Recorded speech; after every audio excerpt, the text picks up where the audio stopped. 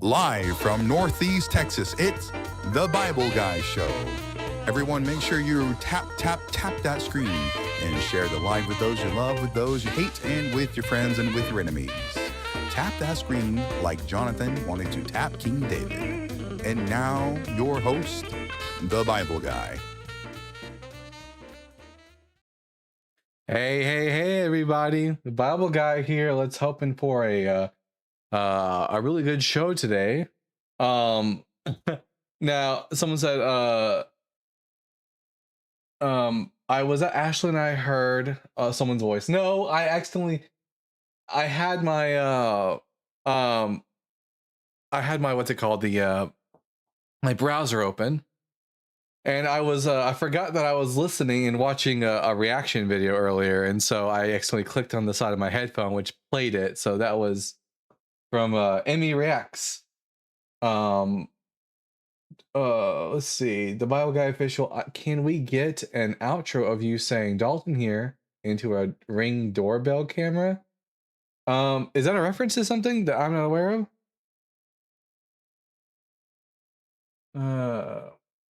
Great intro, needs more attack bears. Oh boy, the attack bears. All right, let's see who I've got already. Oh, we got a friendly in the box. Dark Knight, welcome back to the show. Oh, thanks for having me, man. I figured I'd take this time to ask that question that I didn't get to ask you earlier. Oh, hell yeah, let's hear it. Yeah. So oftentimes in our community, I hear the phrase, like, this is the scholarly consensus on, X, Y, and Z thing regarding scripture. And I'm just curious, like, where do people get that information from? Are they just like actually counting how many scholars say it and versus scholars who don't say it? Or is there like a specific source that they're appealing to? Like an official source that's keeping a tally of everything? No, Yeah, it's yeah.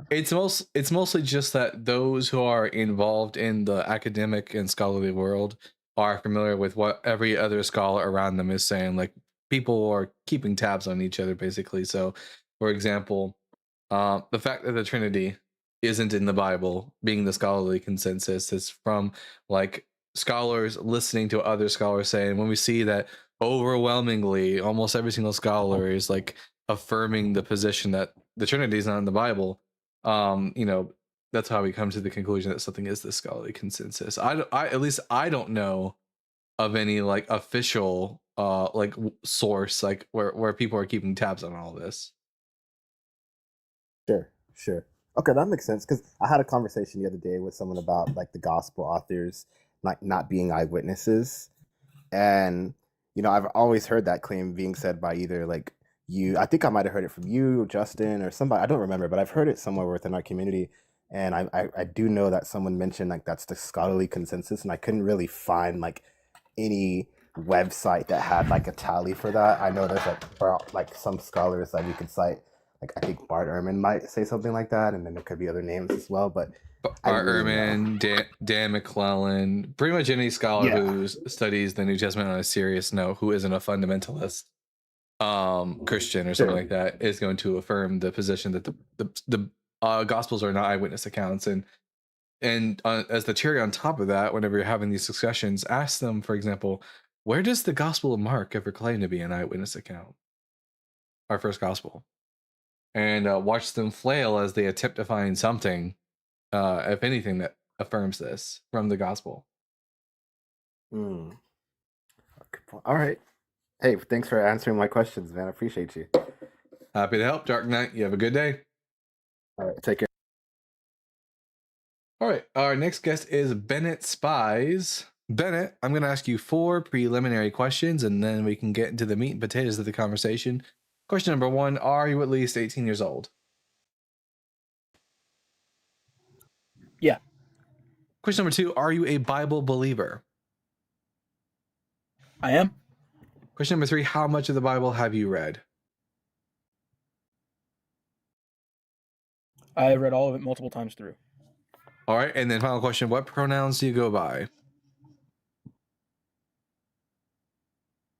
I'm a he, him. All right.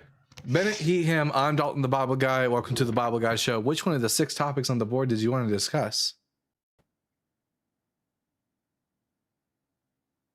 I was really interested in. I caught the end of what you were discussing with the last guy, but didn't hear all of it. So I guess question 1 would be interesting to talk about. The Bible is not inspired. Okay, why do you believe the Bible is inspired? I believe the inspiration of Scripture primarily through fulfilled messianic prophecy, and fulfilled prophecy in the Old Testament. All right, well, I'll just say this up in front because it kind of goes with number 2. Jesus didn't fulfill not a single messianic prophecy, not a one.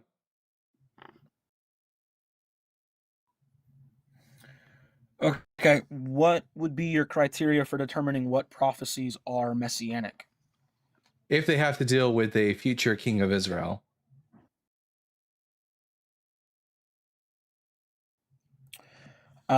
What makes you define Messiah as only a kingly role and not a what we would call a suffering savior role like we see in Isaiah 53? Well, because Isaiah 53 is not about a singular individual. It's not about the Messiah, about Israel, or at least it's about the what's the word I'm looking for? I'm suddenly blanking. The righteous remnant of Israel during the Babylonian exile. Okay. Do you want to dive into that? I'd love to talk about Yeah, I mean 52:13 through 53 in Isaiah. Yeah. Is 52:13 the first time that the servant is mentioned in Isaiah? No, he's mentioned, I think in 42 is the first time. 40 in chapter 41, twice in chapter 42, once in chapter 45, once in chapter 48, and then once again in chapter 49. We are told explicitly time and time again who the servant is. And who does the author of Deutero Isaiah tell us the servant is? Well, first I would it's not the discussion that we're having now, but I would question Deutero Isaiah. I just think it's all Isaiah.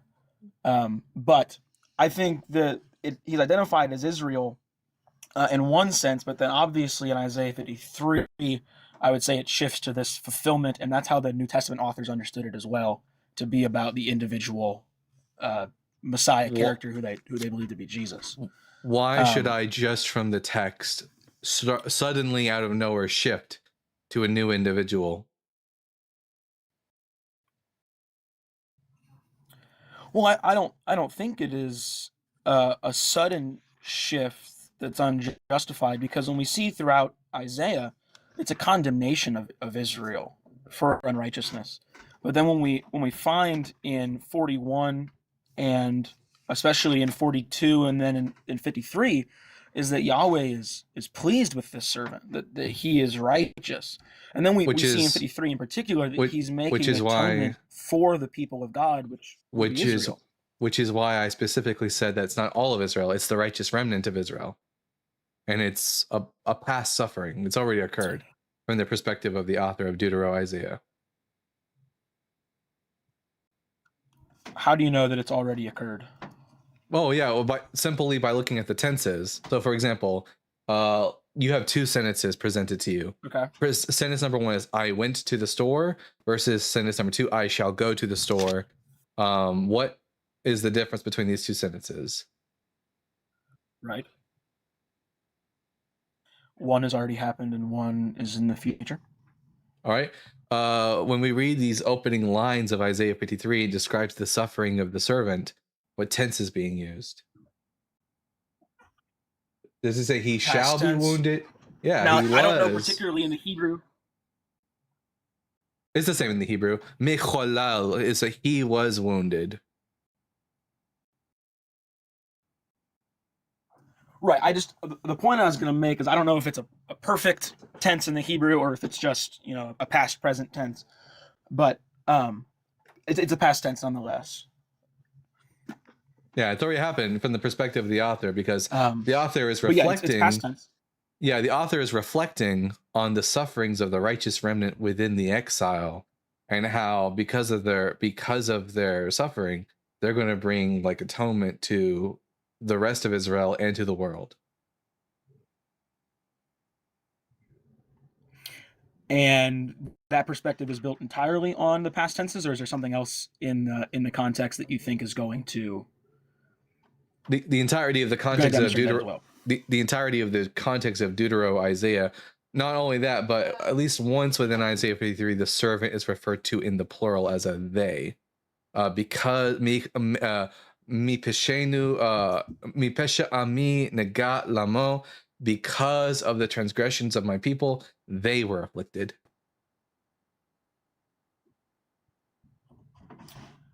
That would be verse 8, verse 8. What verse is that? Verse 8. In an the English ending. translation, just so I can find it. Verse 8. Although I'm afraid your English translation might not be entirely accurate or forthcoming about the fact that the word lamo is being used here. Like, what does your translation say at the end of verse 8? Mine translated as a singular him, so I would have to look into that. So I don't have a Hebrew translation in front of me. Real quick, do you have? Can you open up Psalm 99 verse 7?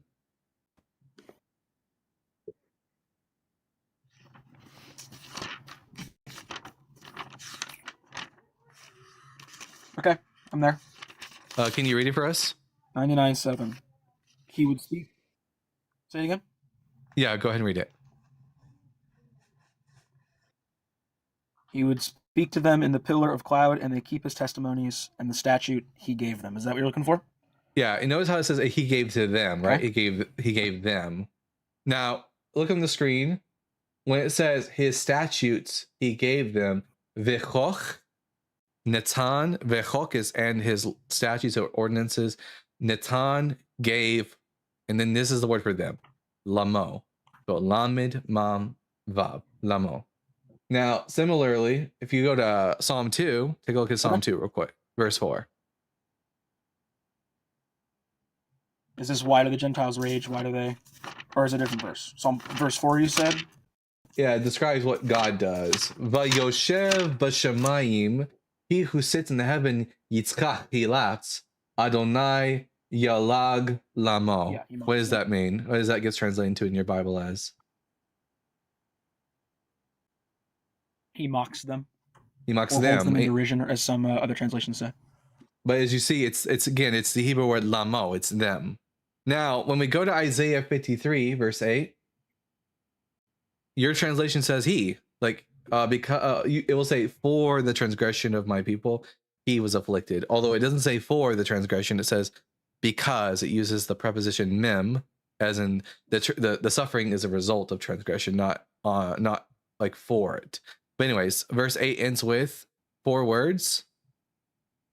Mi pesha, because of the transgression, ami, of my people, nega, suffered, lamo, they suffered. The servant is referred to as a them, or as a they. Because of the transgression of my people, they were afflicted. Okay. I'd never heard that before. I'll definitely look into that. But I am interested.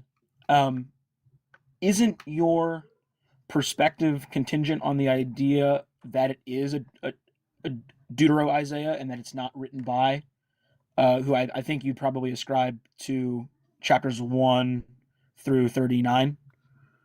Yeah, but that's not even up for debate really within the scholarship. Can you just clarify what you mean? I mean, Isaiah, the author Isaiah is mentioned throughout Isaiah's chapters 1 through 39. And you'll never see mention of him ever again after chapter 39. His name is never brought up. And when the author of Deutero Isaiah speaks to King Cyrus, he doesn't talk about how God will grasp him by the hand, future tense, as in Cyrus is someone in the future, but rather that God has grasped you by the hand. He is speaking to Cyrus as if God has already done the grasping.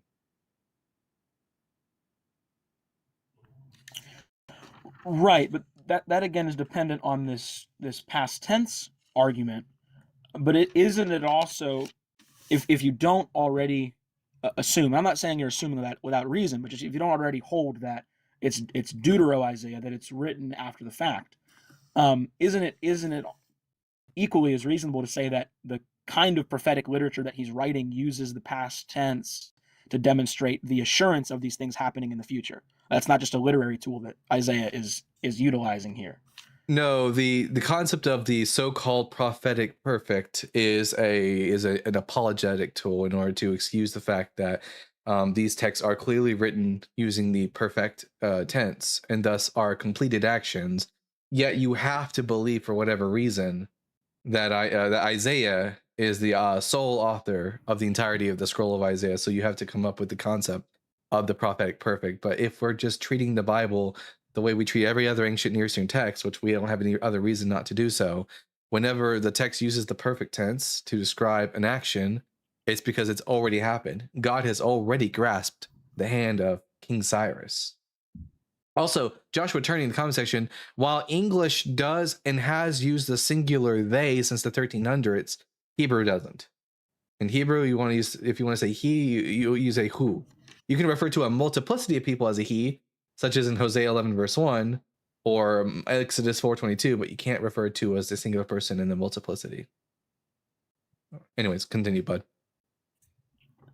So, let me ask you this about the Cyrus discussion in chapter 45. I'm using the LSB for reference. That's the translation I'm using. But it says, "Thus says Yahweh to Cyrus his anointed, whom I have," that's the past tense, right? "Have taken hold by his right hand, to subdue nations." Then in verse 2 it says, "I will go before you." So are you saying that whoever wrote this work, the author, is writing this during the lifetime of Cyrus? So that Yahweh had already appointed him but had not yet used him? Yeah, exactly. So most scholars, of Cyrus. Yes, the author of Deuteronomy Isaiah is living during the time when Cyrus has now become the king of the empire. He has taken over the Babylonians. He's speaking to Cyrus, and this is just prior, on the cusp of Cyrus giving his declaration that the Jewish people are to return from their exile, because that's the entirety of the purpose of Deuteronomy Isaiah. It's all about the return of the exiles. So then the purpose of the passages to Cyrus, and in your view, the passages to the remnant in 53, or the faithful servant is the remnant. The purpose of those passages are to encourage the contemporary audience to go back to Jerusalem. Is that your view? Oh yeah, ever since chapter 40, God is saying, open up a highway in the desert, make a pathway for our God. He's referring to the Israelites returning to the Holy Land. The prophet here is envisioning in his own mind that the righteous remnant, have suffered for no reason in the exile. They suffered because of the sins of others, because of the sins of the wicked of Israel, and because of the sins of the nations. The nations went above and beyond like what they were supposed to do to Israel. And as Israel is, and as this exile is ending, Isaiah 52 verse 1, God is declaring that the unclean and the uncircumcised will never enter into Jerusalem again, that he is raising them up from the dust, and he's going to bring them back to the Holy Land so that the nations will see the salvation of our God, which is the returning of the exiles.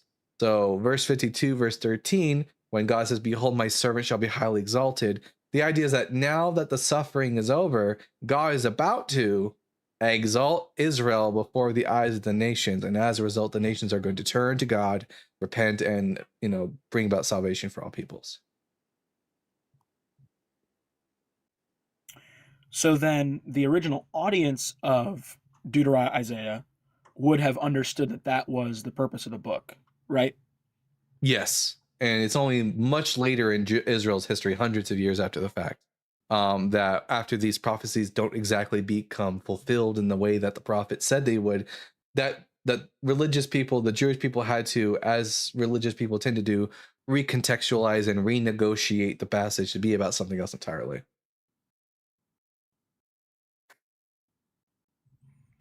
Do we have any record or any evidence that it was originally understood in the way that you're proposing, or are you speculating that happened and that they had to recontextualize it? We don't have any Jewish writings prior to like the 2nd century BCE, like that give like commentary to the works of the prophets. All we can do when it comes to understanding what did the author mean was by studying their text. But going to much later authors who are a bit separated by time and culture and who are dogmatically bound to a certain position is not going to help you get to the understanding of what the author is intending. So we have to take into consideration the cultural context, the historical context, and the literary context of books like Deuteronomy, Isaiah to know what the author is trying to say. Right, but I'm saying if there is no source that is contemporary to Isaiah, or rather, if the earliest source we have discussing Deuteronomy, Isaiah interprets it in a messianic context, and we don't have any source that says, well, it's actually about Israel, and it's actually it describes the purpose that you're proposing, then isn't that interpretation speculative, or at least just as reasonable as the messianic interpretation? No, because we're unlike the authors who are proposing the messianic interpretation, we are actually taking into consideration context of the passage. Unless the original audience of Isaiah understood the context to be messianic. And then it would make sense that the preserved tradition of interpreting it would be a messianic context. Do we have any writings of commentaries from the time of Deuteronomy, Isaiah to know what the author intended to mean? Or all we have is the text? Well, so from my perspective, and I don't follow Deuteronomy, Isaiah. I don't believe that. I believe it was all the one author that wrote before the exile. If we take the believing perspective, where Isaiah writes what he writes, and then Jeremiah writes what he writes, and then Daniel writes what he writes while still in captivity, then we see a consistent theme of messianic development, where Daniel discusses the Anointed One, who comes and does what I would say Jesus does in the first century. Not the Anointed One. He never mentions the Anointed One, just an Anointed One. Okay, sorry. Yes, indefinite article. I apologize. Yeah. So the only thing I have to look to is the text of Isaiah. I don't really care that much about what later authors believed about Isaiah, because Judaism and the Jewish people are not a monolithic people, and they're not a static people. Their beliefs haven't remained unchanged throughout the centuries. As time progresses, their understanding of the scripture also changes. So taking into and also this sort of presupposes, which we don't presuppose here, the univocality and inspiration of the Bible. We don't presuppose that starting the conversation. We just deal with what the text itself says. And the context of the text, every single reference to the servant in Deuteronomy, Isaiah leading up to this point has explicitly stated that it's referring to Israel and Jacob. So, and when the servant is referred to in the plural and the suffering is referred to in the past tense, these three things would lead me to believe it's referring to the righteous remnant of Israel.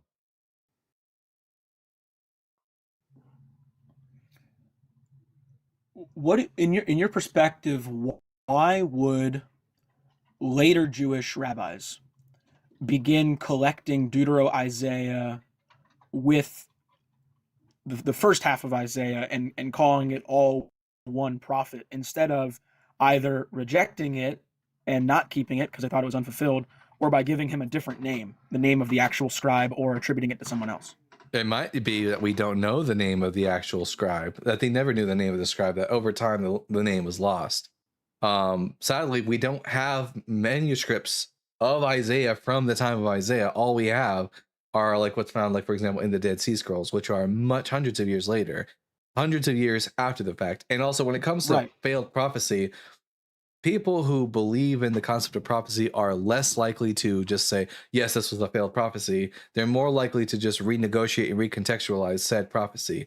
For example, when the Jehovah's Witnesses thought that the end of the world would come in 1914 and it didn't come to pass the way they said, they recontextualized that prophecy so that it referred to something else. Jeremiah says that 70 years would pass for the exile, and when that didn't come to pass out it was expected, the author of the book of Daniel, that wasn't Daniel, recontextualized the 70 years to be 490 years. And then when that prophecy didn't come to pass the way it was supposed to with Antiochus Epiphanes IV, then the Jews in the time of Jesus are again recontextualizing it to refer to the Romans and the destruction of Jerusalem. So this is just what happens when prophecy fails. Believers who are dogmatically bound to the belief that scripture is divinely inspired and cannot err have to renegotiate with the text. I understand that, but what I'm saying is, if from your perspective, it's Deutero-Isaiah written during the time of Cyrus to an audience who understands what it's saying about Israel's going to go back to Jerusalem, they're going to rebuild, there's going to be no more unrighteousness, and they're going to reign with a king forever. And then you're saying that didn't happen, so later rabbis recontextualize it to be a continuation of Isaiah, but also they said that it was going to be messianic. What would motivate them to collect it with Isaiah instead of just throwing it out or giving it a different name? Because it seems, we don't in know my their mind, it seems unlikely. we don't know their motives, and we can't sit here and pretend to know their motives. What we can do is we can evaluate and critically analyze the book of Isaiah to see if it has a singular author, or if it has a multiplicity of authors, to see if it has different themes or if it has one concurrent theme. And when we do that, we see quite clearly, at least in the original Hebrew, we see quite clearly that these are not the same authors throughout the entirety of the book.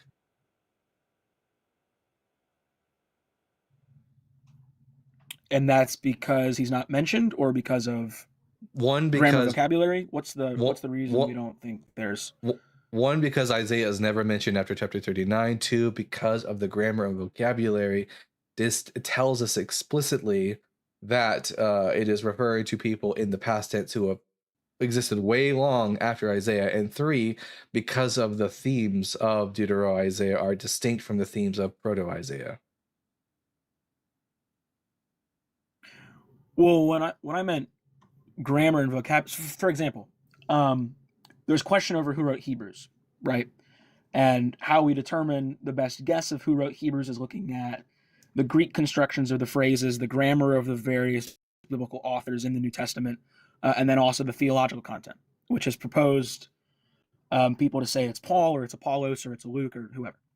When we look at, and you would know maybe better than I do because I don't know the Hebrew, and I'll have to look into that later, but when we look at Isaiah and we look at the Hebrew construction, do we find a vastly different style of writing in the two halves?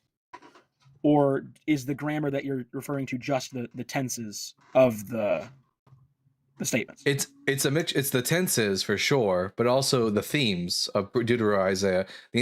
There's a completely different theme to the entirety of the book, meaning the return of the exiles. Starting from chapter 40, it begins with God calling out for the return of the exiles. That's what the entirety of the text is about.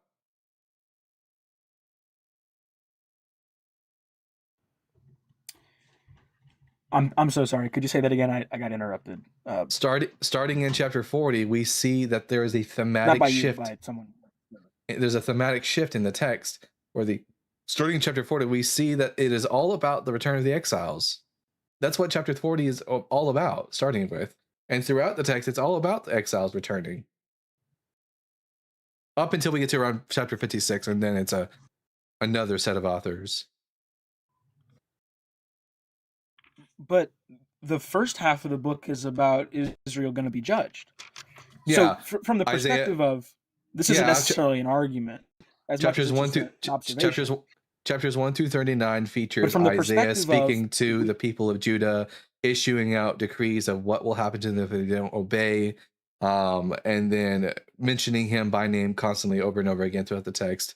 And suddenly we get to chapter 40, and now the author is speaking about how the people are now going to be returning, and how Cyrus has been chosen for this purpose, and that God is going to exalt them because they are returning. They are returning, not they will return. So let me propose to you what I think explains the thematic shift, and see if what you have to say about it.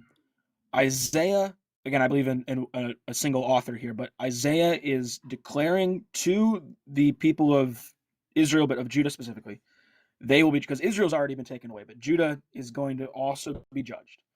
He's declaring judgment upon Judah, but then because he knows about the existing covenant promises of God to not depart from Judah and to have a descendant of David reigning on the throne, he Bennett, then switches his theme Bennett, of judgment to then redemption to explain how Bennett. those don't.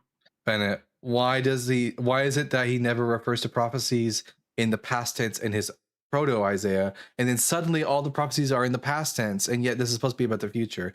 This doesn't make any sense. If this were any other ancient Near Eastern text, you would be willing to read it for what it says, as opposed to having to force it into being about Jesus because of your dogmatic assumptions and biases. Like, we're not going to treat the Bible differently than any other ancient text. I'm not proposing that we necessarily treat it differently, but I'm proposing. Are you saying that? Are you saying that if we had? Are you saying that if we had other ancient Near Eastern texts that use perfect tense and completed actions, that you would also read them if they're meant, if they sound slightly prophetic or they're in a tone of prophecy, that these are about the future, even though they're describing things that have already happened? I would say that if I was interpreting a different Near Eastern text that had a completed action described, that I would still leave it on the table that it could be a prophetic statement. Well, I don't see why we can just immediately the rest of us aren't willing to do that. We're not willing to bend over backwards in order to make this about the future when it's clearly not. We're just not willing to do that. And if this is what you have to rely on in order to believe in Jesus, like, that's a no-go for us. Well, this is what I put as my foundation for the inspiration of Scripture, not necessarily for believing in Christ. It's not a good turn to resurrection. It's not a good foundation, but also we have no good reason to think that Jesus is anything other than a corpse.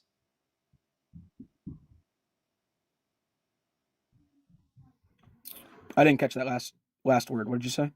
We have no good reason to think that Jesus is anything other than a corpse.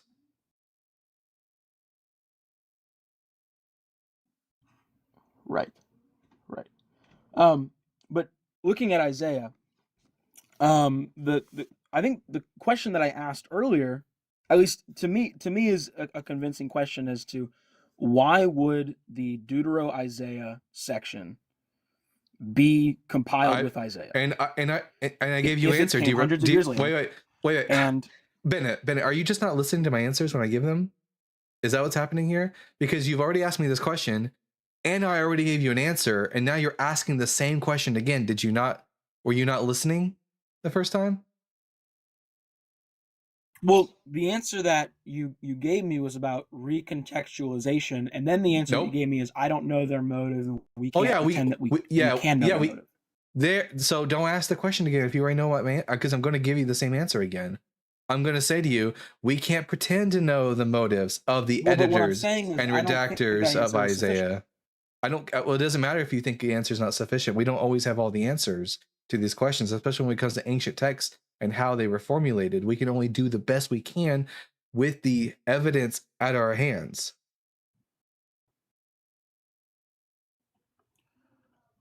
Well, so if we're looking at the data, and the data that we're saying is the earliest tradition that we have says that Isaiah was one. We don't care about tradition. We don't care about tradition on this channel. Data over dogma. We don't care about tradition. I meant tradition. I meant tradition as the attestation of who wrote Isaiah. Hundreds and hundreds of years. The historic attestation. We don't have any commentaries on Isaiah for hundreds and hundreds of years after the fact. Over half a millennium before we get any commentary. So we don't care what people half a millennium later had to say about the book of Isaiah. All we care about is what does the book actually say, because we're not going to rely on people who are dogmatically bound to an assertion that the Bible has to be true. We're going to take a look at the Bible and see what it says on its own ground, or on the book of Deuteronomy, Isaiah on its own ground.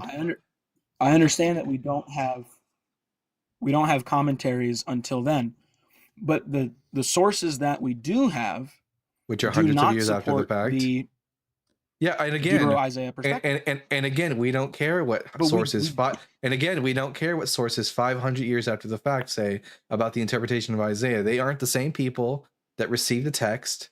They're living in a different time, completely different culture. Judaism wasn't even a monolith in the first century, and they definitely didn't have a singular understanding of almost anything in that time period. So, depending upon these people, Second Temple Jews at a much later time, with the interpretation of a text written half a millennium beforehand, it's not going to be convincing for anyone unless you already believe that unless you already start with the assumption that their interpretation is correct. You just said that Judaism wasn't monolithic, and I completely agree. You can't read the New Testament and come away with the conclusion that Judaism is monolithic. But then would you also have to say that there was a unanimous effort to recombine Deutero-Isaiah with Isaiah, because we have no sources that mention it as being a separate word? Again, we don't know the reasons why the redactors and editors of these three separate texts combine them into a single text. I'm just going to keep giving you the same exact answer if you keep proposing the same problem. And I'm sorry if that is if that's not satisfying to you, but sometimes I don't know is the honest answer instead of just making something up.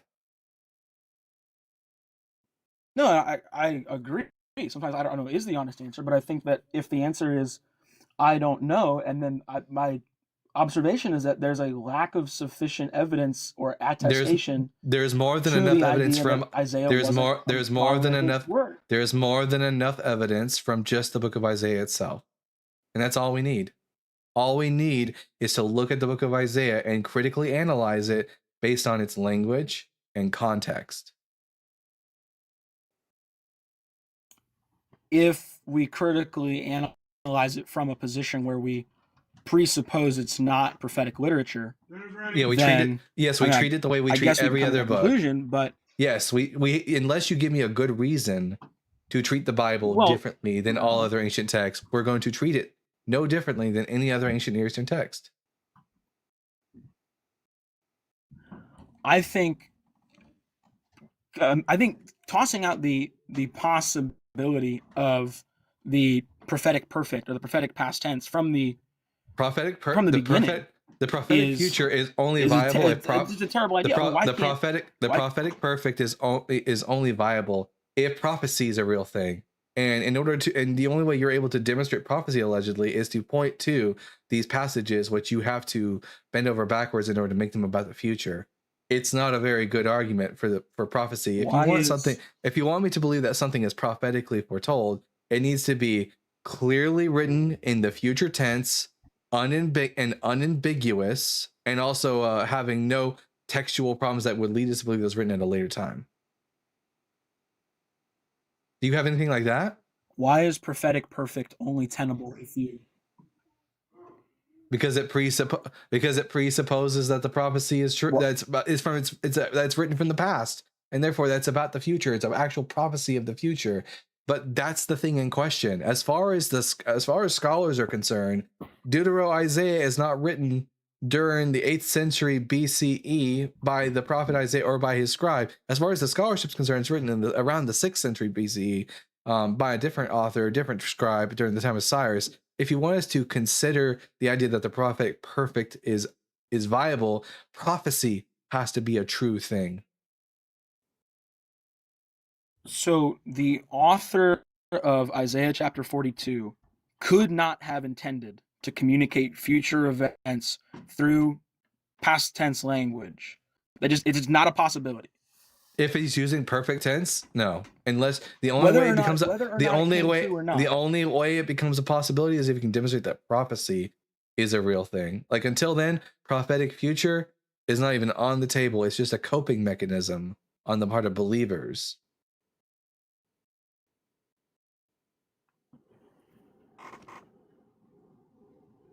So we know for a fact that the author of Isaiah, or we know with good probability that the author of Isaiah could never have intended for his work to be written in a, whether or not it came true, could never have intended for his work to be written Bennett, is the entire conversation going to be you saying something, me responding to, and you just saying the same thing over and over again? Because that's boring. I've already responded to this point. You're just being too stubborn.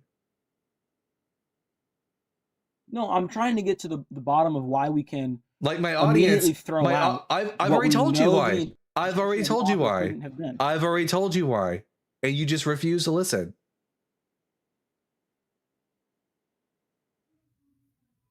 What you've told me is that, as Addy says in the comment section, guest. As Addy says in the comment section, guest is literally asking the same question over and over and over. And as Dark Knight says, this is the 7th time. Yes, we're tired of having the same conversation when I've already given you an answer. If you just keep asking me, I'm going to keep telling you the same thing.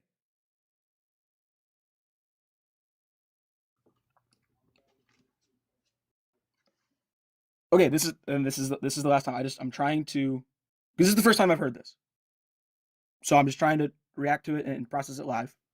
But I'm observing that it's not a matter of whether it came true or not, what the intention of the author is.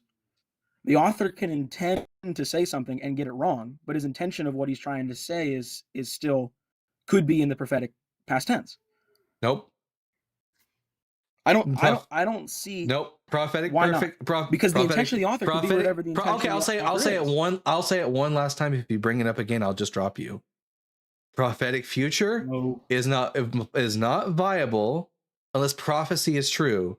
You need to demonstrate that prophecy is a true and real thing, that prophecies do come to pass before we even take into consideration the apologetic of prophetic future. Until then, we are going to treat the Bible the way we treat every single other book.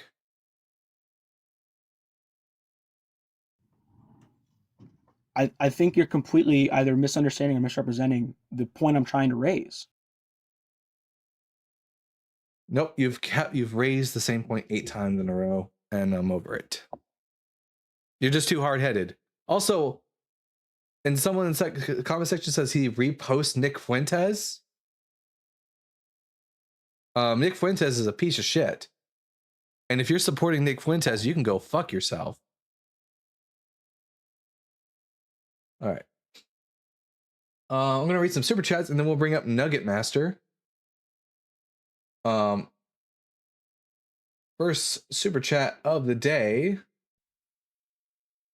At Drew Smith TPA with the $20. Imagine people changing the meaning of a prophecy when the prophecy fails, such as those setting the date of the return of Jesus. How many times does the prophet have to fail before you realize that they aren't prophets? For real.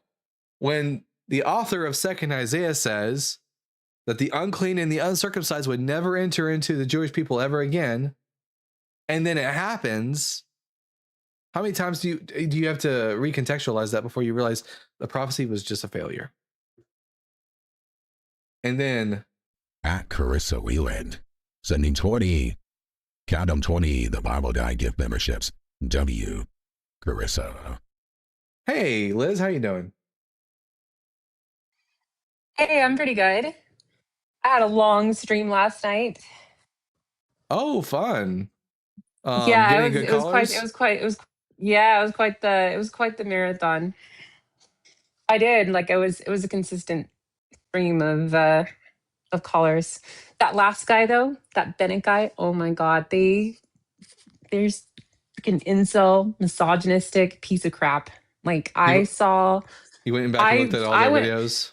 I went and looked at their pages. They have this one video where they're like refuting this this African American preacher. Like this African American preacher was like, like trying to make the case for women being able to like preach. Like, is it okay for like women to preach? And this obviously goes into like Timothy, right? And then he's on there trying to refute that. The black preachers are like, yeah, no, like this isn't like, I don't think Paul was trying to talk. Like, I mean, obviously, like Timothy's a forgery, but like the black preacher is like trying to say like, oh no, like it wasn't like meant to. He was just talking about that specific church. And then this Bennett guy is like, no, it is universal. Women should never preach ever. Shocker. All right, we're gonna bring up Nugget Master. Nugget Master, I think, is a returning guest, but Nugget Master, just so I can get a reminder for the audience. Question number 1: are you at least 18? Yes. Question number 2: are you a Bible believer? Heck no. I can tell. I could tell. I could tell. First, I always get a vibe, and then skip question 3, go to question 4. What pronouns do you go by, Nugget Master? They, them. All right, Nugget Master, they, them. Welcome back to the Bible Guy Show. What brings you back up here, bud? Multiple things, actually. I recently came into an argument with one of my friends, and because I'm not as Bible literate, I wanted to ask the very knowledgeable Bible guy for it. Practically, if the New Testament is divinely inspired. And his argument was practically that the disciples would not lie, for example, Jesus walking on water. And when they wrote the Gospels, which I obviously don't believe, but he does, then we can trust the Gospels when the Gospels say Jesus walked on water, and that is a sign of God. And as evidence for the Gospels being written by some of the apostles, he practically pointed to the early church father letters, and I'm very unknowledgeable in them. So I wanted to. When it comes to the church father letters, we don't get any attribution to the titles of the authors until around 180 CE, and that is from Ignatius of Loyola. He is the first individual. Oh, sorry, it's Irenaeus. I don't know why I said Ignatius of Loyola. Irenaeus is the first person in 180 CE who starts to attribute titles to the authors. Prior to this, the only ever time we get any names attributed to any kind of gospel was Papias. But Papias, first and foremost, he only mentions the Gospels of Mark and Matthew. And when he does, the Gospels that he describes are not the Gospels that we have in our possession. He says concerning the Gospel of Mark that it's in a completely different chronological ordering to the rest of the Gospels. When we take a look at the Gospel of Mark, we do have it's in the same order of events as the rest of the Gospels, so not the same book. And when he describes the Gospel according to Matthew, he says it's written in Hebrew and it's a sayings gospel, like the Gospel of Thomas. And in the Gospel of Matthew we have today is neither a sayings gospel, nor is it written in Hebrew. It was written in Greek, and it wasn't a sayings gospel. And Papias was already seen as kind of a dubious source. So really, our first ever source for the authorship of the Gospels is the late 2nd century by Irenaeus, and he never tells us where he's getting his information on who wrote the Gospels. When we do look at our earliest manuscripts of the Gospels, for example, the Gospel of Matthew, I'll bring it up on the screen for everyone to see. Let's see, browser. We look at our first manuscript of the Gospel of Matthew being P1. Oops, I guess I gotta open up a different 1 second. Browser. There we go. When we take a look at our earliest manuscript of the Gospel of Matthew, this is P1. What we do see at the very top of the manuscript, you see here an alpha. That's a page number. And then underneath the alpha, there is no title. It never says the Gospel according to Matthew. Instead, it starts with Biblos Geneseos Jesu Christu, the gospel. The book of the generation of Jesus Christ. No Gospel of Matthew title. Our oldest Matthew manuscript doesn't even have a title. Titles were added in much later. What's this about P66? Liz? I was gonna say that that's like the fuller version of Matthew, isn't it? It might be. That's just I think that's the earliest fragment of Matthew. I feel like P66 is. I heard that P1 was the oldest. Here. That's the oldest fragment. Like the kind of like P52 is like the oldest fragment of John, but it's not like a full. Oh, full manuscript. Like I think P66 is like the fullest manuscript we have. Like of, like those are just fragments. Yes, I'm looking at P66 right now, and that one does have a title, but it is written at a much later point than P1 was written, and P1 lacks the title. So that goes to show that, you know, the titles. Also, when it comes to the titles of the Gospels. Oh, P66 is John. You said what somebody in the chat said is P66 is the nearly complete gospel. I knew one of the older, like it's the further it gets down, like the P numbers, like you know, you're gonna get fuller manuscripts. But this is just a fragment. Yeah, this is John. Now, when let's say you're Mark and you're writing the first ever gospel. Would you title your gospel the gospel according to Mark? No, like the purpose of these titles, the purpose of titling the gospel according to Matthew, the gospel according to Mark, gospel according to Luke, is to distinguish them from one another. If you're writing the first ever gospel and there are no competing gospels out there, you don't need to distinguish yourself by saying the gospel according to Mark. You just write the gospel. So the titles were written at a time when all the gospels were already circulating. So they're not original to the original text. They are additions. It's a matter of later church tradition. But, you know, we have no good data to support the apostolic origin of the Gospels as far as them being written. It's just a later tradition. Wow. Two things. First of all, I never heard the thing with there's so many versions of it. Does that mean kind of that there are no these 4 original gospels and they just changed over time with just changes from the church and copies and so on? And do you mean the church then said, "Oh yeah, that's Mark, that's Luke, and so on"? Are you referring to the when are you referring to when Papias said that there was a gospel of Matthew in Hebrew? That was a Saints gospel, and that's not a change. That's a complete. Yeah. What? No, the thing you said just sounded like that, so I was a little bit confused. Well, yeah, the titles are additions. The titles aren't original to the text, and we do have examples of like additions to the narrative of the text. Like, for example, the beginning of John chapter 8, the story of the adulterous woman, not even original to the Gospel of John. Our oldest manuscripts of John don't even include that story. It was added in at a later date. So yeah, the Gospels have undergone some changes over the centuries. No, what I meant was the thing you said kind of sounded like there's just one continuous story of Jesus Christ and so on, and the church and copies and so on changed the text always a little bit, and later church tradition then said, okay, in this point it's Mark, Luke, Matthew, John. Oh yeah. Or am I completely wrong there? Scholars are pretty sure that the reason why these titles were given to the Gospels was to like give them some sort of authority, some sort of apostolic authority. So you know, giving them the names of Matthew and John.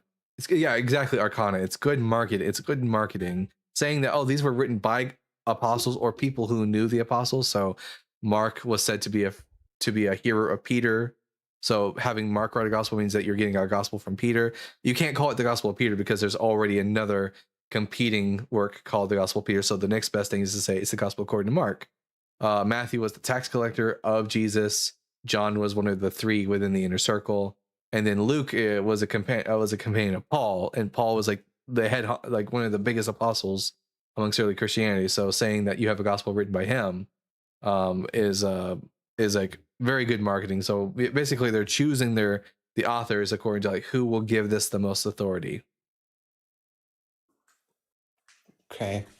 And the second thing, the thing this friend of mine said when we discussed, and the point he brought up was practically, and that's what the thing I came up with, because you know more about the whole church letters and stuff. Practically, there is no doubting this story and no disagreements between those early church fathers and the letters that this gospel was written by Matthew, Mark, and so on. This is, And I mean, because of that, this is true, but we don't get any attribution to the names of the gospels until the late 2nd century. So well after the gospels have already been written, so the tradition has already arisen, and the tradition has been established by the time you get to the 3rd century. So that's why there's like a lot of agreement amongst these early church fathers, because this tradition has had time to like ruminate and like spread amongst the church. That's why you don't see any, because we don't get any like gospel name attribution until the late 2nd century. oh, okay. Then the point he made was complete nonsense. Okay, thank you. Anything else, Nugget? Yeah, it's about point 5. The Bible is anti-abortion. I recently was also in a debate online with someone who practically used the commandment of "you shall not kill," and practically say, yeah, that also includes fetuses and stuff. Okay, so first and foremost, next time they say "thou shalt not kill," let them know that the text actually doesn't say "thou shalt not kill." It says "thou shalt not murder." And there's a difference, because you can kill someone without murdering them. If a soldier kills another soldier in battle, that's not a murder because it's justified. A murder is an unjustified killing, and they would have to demonstrate that the termination of a fetus is an unjustified killing, which they're not going to be able to do. Secondly, for the ancient Israelites, I would ask them, when did the ancient Israelites believe that a person becomes a person? And our only frame of reference for this is Genesis 2:7, where Adam doesn't become a nefesh chaya, a living soul, until he takes his first breath. And for this reason, the ancient Israelites thought the same way, that a person wasn't a living soul until they took their first breath. So, and not until they were born, when they took first breath, did they become a living soul. Prior to that, they're not considered a person, which is why even if when you murder someone, the punishment is capital punishment. But if you do something that results in the death of a fetus, it doesn't result in capital punishment. It only results in paying a fine. I would look to Exodus 21, where the story about two men fighting and they accidentally harm a pregnant woman that results in her having a miscarriage, and there isn't a capital punishment administered, but they do have to pay a fine, because for the ancient Israelites, the fetus isn't considered a living person, is not a living soul yet. But yeah, I would ask them to demonstrate that it is murder instead of just killing. Okay, when it's murder, then it makes complete sense. Otherwise, they can make arguments and stuff. Okay, thanks. And with that, the third point I wanted to ask also is finished, because that also relies on the word being killing and not murder. Thank you, Mr. Bible Guy. Happy to help, Nugget. You have a wonderful day, bud. You too. Next guest is Reverend Chad. Is a friendly Reverend Chad. Hey, bud. What brings you up?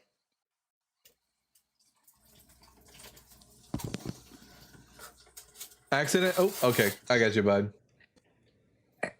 Oh no. Anyways, everyone make sure to They were making coffee. They were making coffee. That was the sound of coffee being made. Yeah.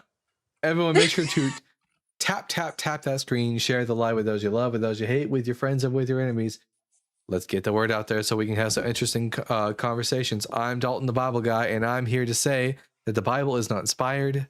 Jesus was not the Messiah. Jesus did not rise from the dead.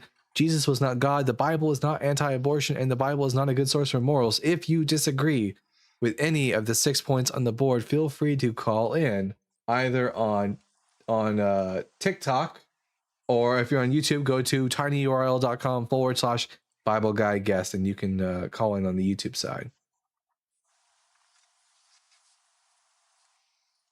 Call me the righteous remnant because I am suffering How's right your now. day going? It's going pretty good. It's February. I've got only a couple more weeks left before I hit the big 3-0, and then on top of that, I'm going to be on the show pretty soon with Matt Dillahunty on February 11th. Everyone, check me out with Matt Dillahunty on the Hang Up. So I'm really excited about that.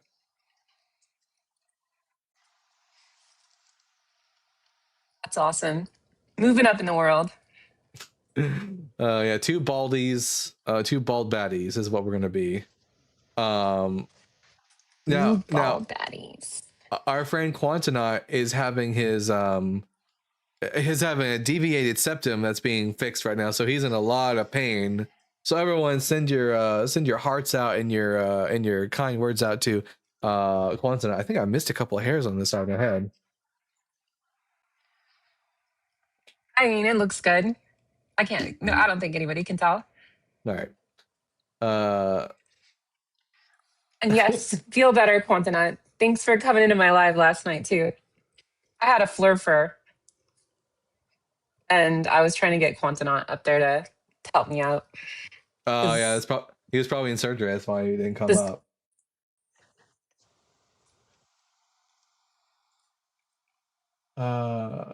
Let's see. Is there someone? They were a flat earther because the Bible says so.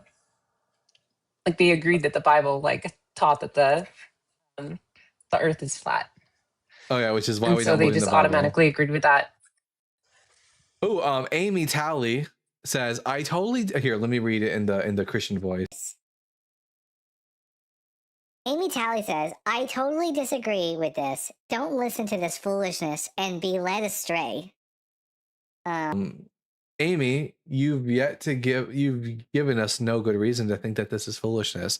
I'm not the one with an imaginary friend. I'm not the foolish one. I say Jezebel spirits are great, and you should submit to them. Yeah, everyone, let's get some let's get some Jezebel spirits in the comment section. Yeehaw! Thank you for the cowboy hat. But yeah, Amy Talley. I mean, it's easy to sit in the comment section and just tell people this is foolishness without actually defending your position. American Defender says the Bible is not where we Christians get morals. Oh my God. I hope not. Change your prompt, Bubba. 6 is literally a false proposition. No, it's not, because I get tons of Christians who claim that they get their morals from the Bible. And hopefully they don't, because the Bible is full of atrocities. You might not get your morals from the Bible, and thank Doug you don't. But there are plenty of Christians who do. So it's not a false proposition. It's quite literally, I mean, the only way it's a false proposition is if the Bible is a good source for morals. That's what that would mean if it's a false proposition. Explain the issues with the math for Daniel 9 prophecy. Yeah, the Daniel 9 prophecy says that, from the going forth of the word to rebuild and to restore Jerusalem until the coming of an anointed prince would be 490 years. And the problem is that that going forth of the word happened in the day of King Cyrus. And when we add 490 years to the time of King Cyrus, it only gets you to around 40-something BCE. American Defender says, you use the Skeptics Annotated Bible to debate the average Sunday Christian. What do you expect? Nope. I don't own, I've never read, nor do I own the Skeptics Annotated Bible. No, I just know what the hell I'm talking about. I've never even cracked that book open before. You just I don't think I've ever even heard of that. That's a thing, like a Skeptics Annotated Bible. Yeah, it's a book out there. I don't know if it's really scholarly or anything about that, but American Defender, it looks like you're just making assumptions about where I'm getting my information from, and you don't actually have any rebuttal points.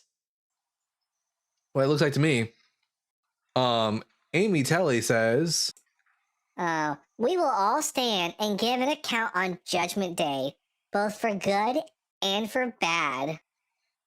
whatever you say, girlfriend. But no, there is no judgment day, because when we die, we cease to exist. So, you know, that's just a American listen, Defender needs to go practice Rex Kondo. But guys, what do we always say about Christians? If they do one of two things, if they either make fun of the way you look or your weight or anything like that, or they threaten you with hellfire, and this is like related to that, talking about Judgment Day, it means that they actually don't have any good points to rebut you with. They're basically conceding the argument every time they threaten you with hellfire. My rebuttal is debating verse. My rebuttal is debating verses is not a good critique of Christianity. That's no basis. Well, I'm not called the Christianity guy. I'm called the Bible guy. We're here to talk about the Bible. Like wake up, bud. Figure out where you are before you start saying things. And at Beards of Empathy with the $5. In a world where the Bible guy is on the hang-up, can any Christians convince another God? Doubt it. You're gonna do great. Hashtag bring the bears, Baldy. Hey. Don't make. I'll do it. I'll bring the bears. Watch out. Carbon lied after I exposed him for lying. Like, come on. Who the fuck is Carbon? Like, do you even know where you're at? Judas, wake the fuck up. Mason says, Jesus Lord. Here, let me finish the sentence for you, Mason. Here, all type in the comments. Jesus is Lord, ... of the flies. There we go. That's better. Nicholas Dyer says, run away. Why, they are running away. They refuse to come up and talk. Your voice changers, your chat voice changers still on Dalton. Oh, my bad. Forgot about that. Why talk Bible? Forget about it and just eat pizza. I can do both. I can talk Bible and eat pizza at the same time. I can multitask. I mean, I won't do it at the same time on the live, but I can do both. Trust me. Look at me. I definitely be eating pizza and talking about the Bible. So I love pizza. Yes, pizza is the best food on the planet. And you can't change my mind. W sausage pizza. I love a girl who brings me sausage on a pizza. Well, hey, you come to Vegas, I'll make you pizza. Sausage pizza? I'll make you whatever pizza you want. Art Pizza Lover says, I like this guy. Thank you. I used to work in a pizza restaurant, and not like Pizza Hut or something like that. Like I made the dough from scratch. And I shredded the cheese myself, made the pizza sauce from scratch. I made everything from scratch and just would make the pizza in a wood burning oven. So it was a legit like pizza place. Did there used to be hair? There used to be hair there. Yes. The dough guy. That was me. Why not prompt about God in general? Why only Christianity? I'd love to talk about just the idea of God.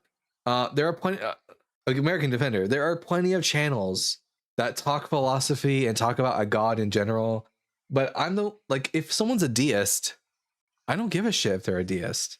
Like my personal, I don't care if you just believe in a God in general, but I'm called the Bible guy for a reason. And the fact that you really don't want me talking about the Bible and really don't want me talking about Christianity means I'm doing a really good job. I talk to them all. I'm bored. I can tell you're bored. If you're so bored, why don't you come up here and defend the Bible? Yeah, your profile pic kind of is giving off Uncle Rico vibes from Napoleon Dynamite. But you could throw this ball over the mountains. I haven't seen Napoleon Dynamite. Crucify me. Yeah, what are you doing with your life? That is a classic. I don't want to talk about the Bible right now because I'm not done with the documentum defending it soon. The documentum. What the hell is a documentum? Your mom's a documentum. Booyah! All right, maybe we need to do. We've been live for an hour. Maybe I need to do a restart so we can get some fresh Christian faces in here. So I'm gonna do that real quick, and then we'll come right back. In the meanwhile, remember, if you're on YouTube, send in some super chats. The more super chats you send, the more the algorithm pushes this channel out, and more Christians will be more lured in. Say something really like provocative about the Christian God in the super chats. Let's get these Christians in here and see if they're willing to like defend the onslaught that you guys are willing and able to give them.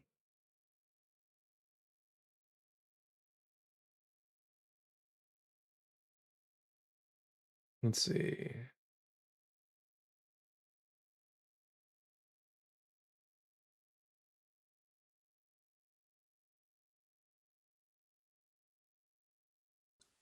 Welcome back. Thank you, thank you. That was funny. I love how like the last word I got in was your mom's a documentum. Now, I've got a new book in the mail that I'm reading right now for everyone. It's called A Reassessment of Biblical Hebrew. I mean, sorry, Biblical Elohim.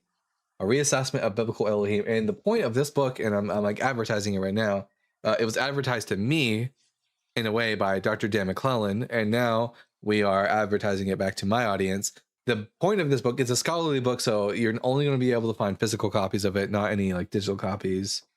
The point of this book is, why is it that the word for God in the Hebrew Bible is morphologically plural? Elohim instead of just El or Eloah. Christians have used this point to prove, therefore, the Trinity is in the Bible because God's referred to as a plurality. But I say it's the Canaanite divine council. Well, it's not even that. Sometimes a singular deity can be referred to in the plural without meaning that the deity is in any way plural. It's called a concretized abstract plural, and it's not only used for God in the Bible. The concretized abstract plural also occurs for the creature behemoth. Behemoth is the plural form of the word for beast in Hebrew, and yet behemoth is not a trinity. And Daniel is called most precious, and the world there is Kamudot, which is also plural, and yet Daniel's not a trinity. So there's a totally reasonable reason from ancient Near Eastern languages why it is that the name of God can appear in biblical Hebrew in morphologically as a plural word. But I'll go into more of that later at a different time. But we have a super chat. At Light with the $4.99. What's the difference between God and Epstein? Nothing. Ooh, burn! Yeah, there is. I mean, there's not a lot of difference. Both are dead. And both were like in 2 child PDF files. Yeah. Where are you at in Carrier's book right now? Honestly, I've been so busy with the live, I haven't been able to like actively read it in a while. But I'm still only somewhere like in the first quarter of the book. But it's a long read. It's a long read. It is. At Zach Patronoff. Why was Jesus crucified naked? So you could see the boopies fall down the cross when he expired. Jesus Christ. You did not hold back, Petronoff. You're on Petronoff on this Jesus. Jesus Christ. Okay. Now, Christians, if you're out there and you think that you have a good reason for me to believe that like Jesus was the Messiah or God, or that he rose again from the dead, or that the Bible is truly divinely inspired, come on up.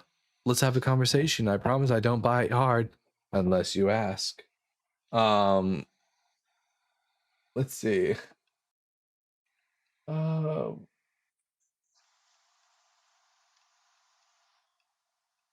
I'm so proud that TY blocked me. LOL. What's TY?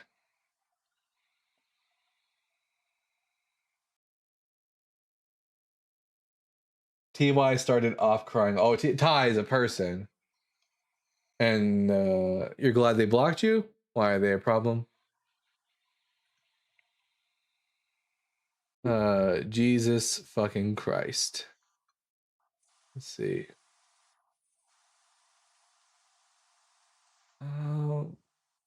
At Queen, if you're a friendly and you want to come up and have and ask questions, you're more than welcome to do so until we get some opposition. The more guests that we get coming on and going down, it'll push it out into the algorithm on TikTok and tell people that they want to see this. But keep tapping the screen. We're only at 1,831 likes. Let TikTok know that more people want to see this. Like just tap, tap, tap, tap away. But hello there, Ashland. How's Hi, your day been? good. You switched to panel view on TikTok. Hold on. Did you mean to put it on panel? What? You have your TikTok stream is a panel view now. It's not like a. They're. How do I explain this? You're a tiny person, and we're all tiny people. That's weird. I don't see that on my end. Oh, it's not on your end? Oh, no, Yeah. that's not on my end at all. Oh, that's super weird. That is weird. It's just for you because everyone else says it looks normal. All right. Well, I'll be back then. I'll be back. Okay, Arnold. That is bizarre. How does that even happen? I've never seen that glitch before on TikTok. That's new. I was confused because I don't think I even have a way of setting it to panel on the computer like this. Do you use TikTok Studio at all, or? Yeah, I use TikTok Live Studio on the PC because you can't do normal TikTok stuff on your PC like you can on the mobile app. Okay, it's better now. Hi, Liz. Hello, Ashlyn. How are you? I went live for the first time using TikTok Studio and my new setup. I had like my mic and everything. Ooh. How'd that go? It went great. It went great. Actually, like the first 45 minutes kind of sucked because like TikTok Studio wouldn't allow me to have guests, and I had to like do a restart. Once I restarted it, the problem seemed to resolve. Yeah. What were you gonna say, Ash?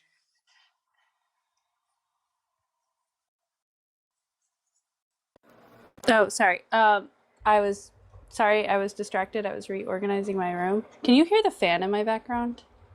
Yes. Oh, I'll turn it off. Sorry. All right. We have a guest now. Master at Arms. I'm going to ask you 4 preliminary questions, and then we can get to the conversation. Question number 1: are you at least 18 years old? Yeah, I'm 48. Question number 2: are you a Bible believer? I know of the Bible, yes. All right. And how much of the Bible have you read? I read the Bible, yes. And how much of the Bible have you read? I read the Bible, yes. No, how much? Not have you read the Bible. How much of the Bible have you read? All of it. All right. You read it as well? Yes, all of it. And then question number 4: what pronouns do you go by? It. It? You go by it? It. That's actually technically. Why are you asking me questions about my pronouns? Well, because I need to know how my audience is going to refer to you. Are they going to go? I just said it.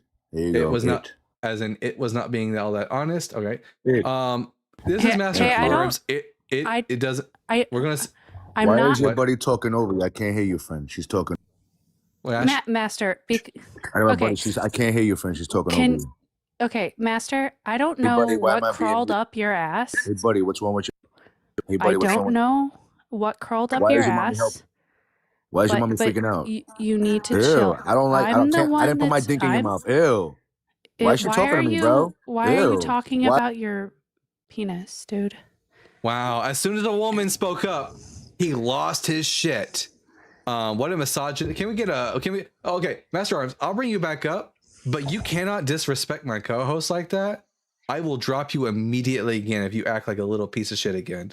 I will not. I don't want to be talked about a male putting his penis in my mouth. Like that is on so many different levels. Like that's verbally assault. Like that's gross. Yeah. Like no one wants to think about your dick, dude. Master Arms is right there in the comment section. Can everyone report him for sexual harassment?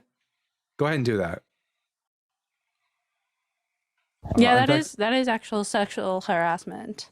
Yeah, actually, let me get that real quick. Oh, violent graphic content, hate speech, minor safety harassment, and harassment. There we go. Someone I know, submit. Look at that. You talking tough? I mean, I didn't act like an absolute jackass until you started acting like a jackass. It's all on you, bud. You're the misogynist. You basically mocking God. Oh yeah, your God sucks ass. Your God's dead. Your God can't get it up. Your God likes to get pegged by his ex-wife. Yeah, I'll mock your God all day long. Yeah, your God likes to take a dick in the mouth. Yeah. So there you go. I hope you enjoy that. I hope you get banned. I just want this individual to know women are definitely not going to hear you and want to go to your faith. They're not going to hear you and think a strong leader. They're going to hear you and think a beta cuck that probably has erectile dysfunction. That's what I hear when I hear individuals that have to go straight to their phallic regions in my mouth and cannot stand on their own in a conversation. And by the way, you're just blocked. Anyways, Christians, is this like what y'all got going on as far as like believers who are willing to come up and defend the faith? Is this what you want to represent you as a collective? Do you really want Master at Arms to be what you consider to be a good Christian? I am Adam's definition of hateism, first and foremost. Adam, okay, people who have strong hate against Christianity and God of the Bible. Adam, one of your fellow believers just came up and sexually assaulted and harassed one of my guests, a fellow Christian. Sexual harassment. Yeah, Sexual harassment. I don't hate your God. I hate the believers who want to come up here and like sexually harass women. Hopefully the next guest won't be a predator of some kind. All right, let's try again. Michael, Michael. Hey. I'm gonna ask you Mikhail. Okay, Mikhail. Oh, you have a lot of. Can you turn that off? There you go. I'm gonna ask you 4 preliminary questions. Question number 1: are you at least 18 years old? Oh, yes. Question number 2: are you a Bible believer? Yes. Question number 3: how much of the Bible have you read? I've read all of the Gospels. I've read Revelation, and I've read Genesis. I've read Exodus, and I've read Deuteronomy. I have not read all of the Bible completely. Therefore, lack of. And then, that's to answer your question. Yeah, I hear a puppers. I'll just be honest.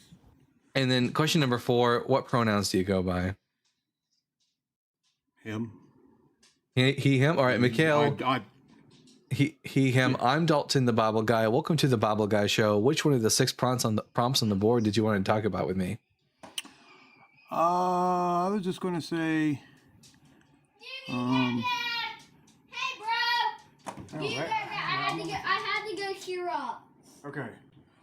I would say. I'm sorry. The only probably. I will tell you ever again. I would say. The Bible's not a good source for morals. I guess that one was pretty interesting. Oh, hey, you got. Yeah, can you go somewhere quieter? Yeah.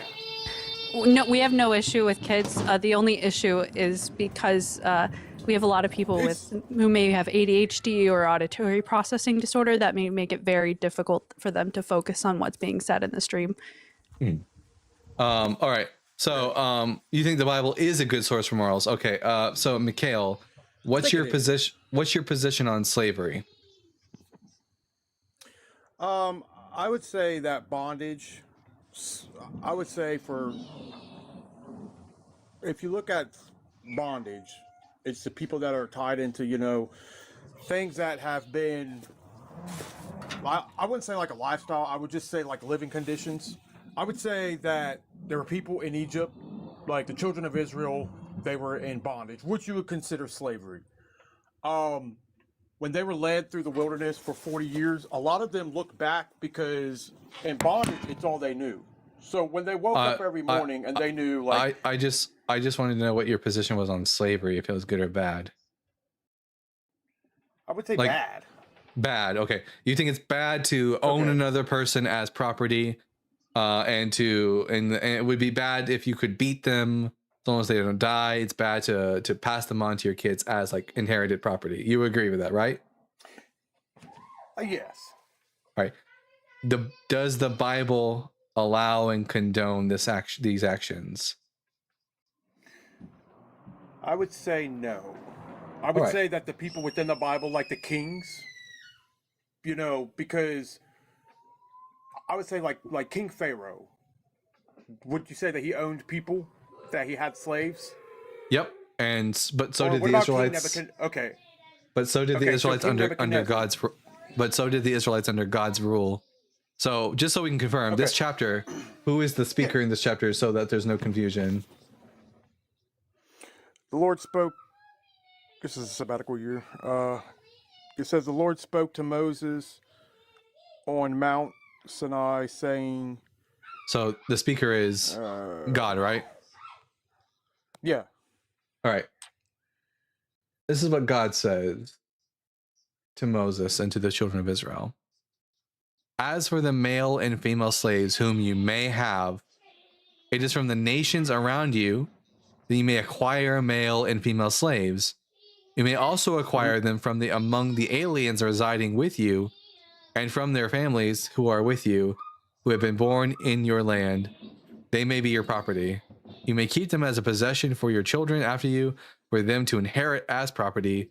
These you may treat as slaves, but as for your fellow Israelites, no one shall rule over the other with harshness. And by the way, while the English translation here is a bit more liberal with saying you may also acquire, or as for the slaves you may have, the Hebrew is a bit more forceful. It says you will have.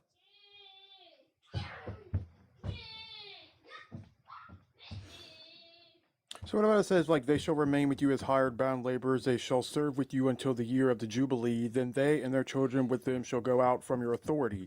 They shall go back to their own family and return to their ancestral property, for they are my servants where I brought out of the, where I brought out of the land of Egypt, and they shall not be sold as slaves are sold. Yes. Mikhail, that's Israelites. That's Israelites. No, what does it say about non-Israelites here? So the Gentiles, it would be the Gentiles. As for the male and female slaves whom... Oh yeah, this passage is about Gentiles. The passage you just read was about Israelites. Israelites go free during the Jubilee, and they cannot be like possessed like that and treated harshly. That's why he says, but as for your fellow Israelites, no one shall rule over the other harshness. But with non-Israelites, what does it say you can do? It says, as for male and female slaves whom you may have it from the nations around you, that you may acquire male and female slaves, you may also acquire them from among the aliens residing with you and from their families with you who have been born into your land. They may be your property. You may keep them as a possession for your children after them inherit the property. These may treat as slaves. But as for you fellow, I can't see the rest. There's colors. They treat you as slave, but as for your fellow Israelites, no one shall rule over the ones once hostile. So I have a question. If you are, let's say that you're not a believer in God, and let's say that you're not grafted into the tree, so you're not part of the Israelites, you would be a Gentile. What if then when you accept Christ and you become a follower of Christ, aren't you grafted into the branch, so therefore you would not be considered as a slave because you would be part of the Israelites? Well, I'm not, so would it be okay for you to own me as a slave? Well, I would say no. Now, me as an individual that is a believer, I would say no. I'm grafted into the branch. What does God say?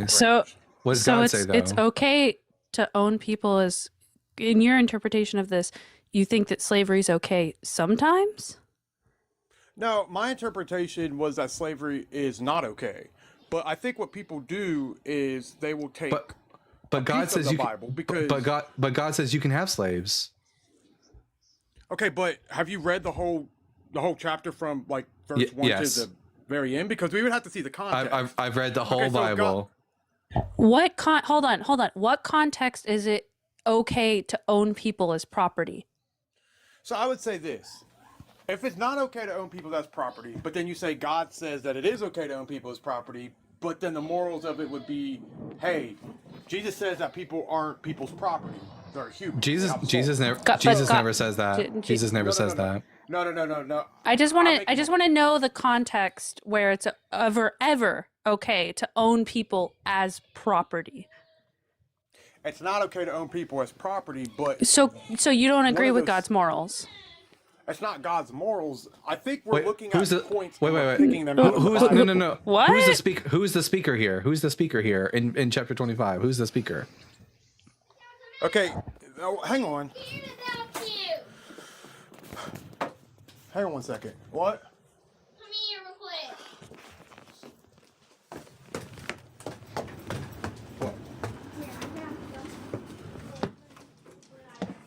If he's gonna say that that's not God's morals, I would just go right to like Exodus chapter 20, where it's like the 10 Commandments listing women as property in verse 17. Mikhail, by the way, I've muted you until you're done doing whatever it is you're doing. So when you get back, Mikhail, the question will be, who is the speaker here in verse 44? Who is talking?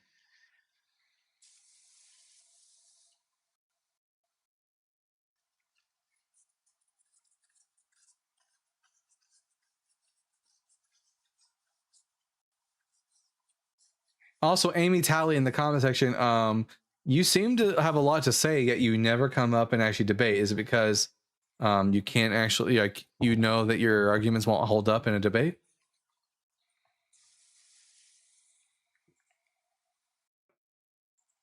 Mikhail, are you there?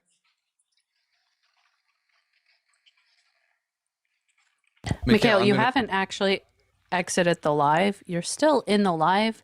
You're just like you're out of the app.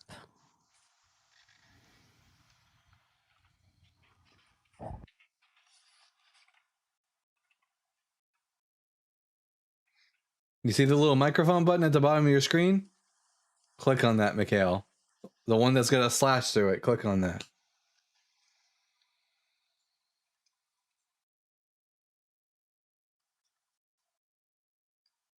Mikhail, I'm going to give you 1 more minute to come back and figure this out. Yes, hello? Yes, There you go. I'm new to this app, so I'm not real smart with this TikTok stuff. All right. So You're verse good. 44. You're fine. Verse 44. Who is the speaker here? You say the speaker is the Lord. So God says, as for the male and female slaves whom you may have, God says you may have slaves. So does God declare from the nations around you that may acquire male and female slaves? Right? So slavery is so God's okay. So God's okay with slavery.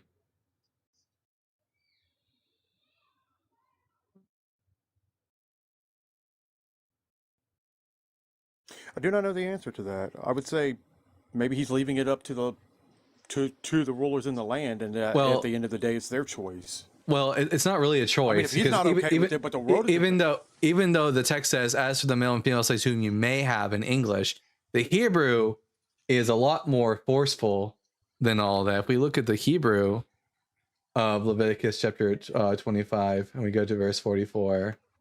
Here, let me fix the screen real quick so it's a little bit wider. There we go. And we get to verse 44. The Hebrew here, ve'avdecha, and the slaves, ve'amatecha, and the female slaves, asher yihaya lecha, which will be for you. This is not saying you may have them. It's saying which will be for you or to you. They are from the nations. it's not just saying, it's not a suggestion. And God's saying that the slaves you will get, they will be from the nations. So slavery is not good. And the Bible has God saying that you can own slaves and that the Israelites will own slaves. I would say the Bible is not a good source for morals. If the Bible's not a good source of morals, you say, oh, well, there's slavery. God condones slavery. And misogyny. But then someone will say, no, God does. Okay, and misogyny. God seems to hate women. Like, just FYI, he's cool with having us as property, not asking for our consent, like hardly ever. Like, one of the most like univocal aspects in the Bible is probably misogyny and not having women as an autonomous beings. So if he hates women, then why would he have used the Virgin Mary to bring upon the Lord? Used is the proper term here, because he certainly didn't ask for permission. He just used her body, told her and commanded her that this child is going to be pregnant without ever asking her for permission. Even though as a child, she definitely couldn't give consent. So yeah, this is. Did you even hear what you just said? You used a woman. I'll just put it this way: he could have poofed the Son of God down, but instead he made a child give birth. And I don't know if you've ever shoved a whole human between the portals of souls between your fucking legs, but it's not a fun experience. He literally didn't have to make childbearing painful, by the way, but instead of just having his son come down and not having to force a pregnancy on a child, he was like, you know what, we're going to use a child, your own language, not mine, and force her to shove a whole human out of her, which is known as one of the most painful experiences that a woman, or in this case a child, could go through. So I would say it's not fair to do that, and it actually makes the story worse. So not only that, put her in distress. Mary supposedly wasn't even like a person that was. But how do we know that Mary wasn't? Because if the angel came upon her and said, oh, the angel came on her, all right. We have the story, like we literally have the story where God comes down and tells Mary that she's going to do this. He does, yeah. He doesn't. He never. So was that out of? Never says. Was that out of he anger? never says, "Would you like to?" Or would it be out of his? I don't know. His purpose. It doesn't matter if it's for I don't his think purpose. any of this happened. Here, Mikhail. Do you think that Mikhail? Do you think a 12-year-old, a girl who's between the ages of 12 to like 14 years old? Do you think that she can consent to being pregnant? No, she cannot consent to being pregnant. So Mary could. So Mary could not. Today, so Mary could not give her. As far back.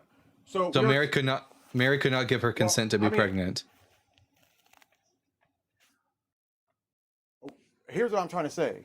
What I was trying to say is, if God's will was to bring upon his son Jesus Christ to come into the world, then he didn't have to use a. He didn't have to use a. He didn't have to bring. He didn't have to use a child to do this. He could have used an old fucking woman and then asked her for permission so that she could be the mother of the Son of God. Instead, he just goes to a child and then asserts to her that you will be the mother of the Son of God.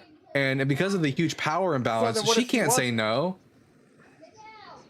That even a woman couldn't say no. The huge power imbalance. It would always be, unfortunately, a lack of like ability to give consent, because it's God versus some poor woman who isn't, doesn't have the omni properties. What would have actually been probably best is if he just poofed this individual into existence on Earth, which he's done these things before. Why can't he do it for this? Why does he have to force a woman to go through pregnancy in order to make this thing happen when he supposedly is all powerful? It doesn't make sense to me.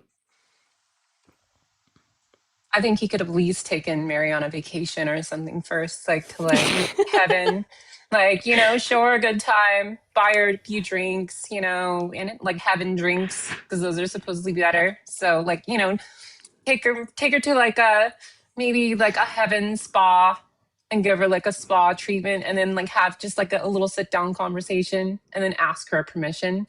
like, hey, would you be cool with this? Like, I kind of need to bring my kid in the world. Would you be like a surrogate for me? Like, Is, at least like today we like pay women to do this. Mikhail, are you listening? Mikhail, if you leave the screen, I will not be able to hear you. Exactly. Instead, Yahweh gave Mary some spiritual roofie juice and. Yeah, Can I Mikhail. ask you guys a question? Because yes. Yeah, what's your question? You seem very okay. Okay, so your thing is a Bible Guy show. You seem very knowledgeable about the Bible. You've read it through more than me, so you have a lot more. I wouldn't say weapons, but I would say you would have a lot more information for people that have questions. Your thing that you do, is that to have people like, I mean, are you a believer? Are you not a believer? Have you always I'm an believed? atheist. Have you never believed? We're atheists. I'm an Okay, atheist. so have I'm all you guys I'm an all- ex-Christian. Okay. So I've had friends that were atheists. I've had friends that were Christians, friends that were Muslim, all different friends. Just whatever. But the thing I'm trying to ask is, people that were atheists, I'll say you three, or whoever's in here too, have you guys always been atheists? You said No, you're an No, ex-Christian. we're former Christians. I was Okay. I was an extremely devout Christian. I read my Bible every day, and it was reading my Bible that made me an atheist. Okay. Would you say that it was only the reading of the Bible, or would you say it was also life experiences, or was it only the book? Just the Bible. My life's pretty good. Okay. I would say that mine was just I thought about it pretty hard as an adult and was like, yeah, this doesn't make sense. I'm not really like Dalton and Redhead down below, where they studied it immensely. I didn't actually study it immensely until after I became atheist, but it didn't take me much thought to figure out that God couldn't exist in the world. It doesn't make sense. God cannot be good, all good, and this world exist as it does. Okay. For me, it So- took textual criticism and discovering just the history of the Bible, like behind the Bible, to like kind of knock me out of my indoctrinated like. Yeah, there was no culture. church 'Cause hurt. I was totally indoctrinated in this religion. But it kind of like it took me discovering things, like kind of like I always kind of describe it as like Wizard of Oz, like Dorothy going to meet the wizard and like seeing the wizard behind the curtain.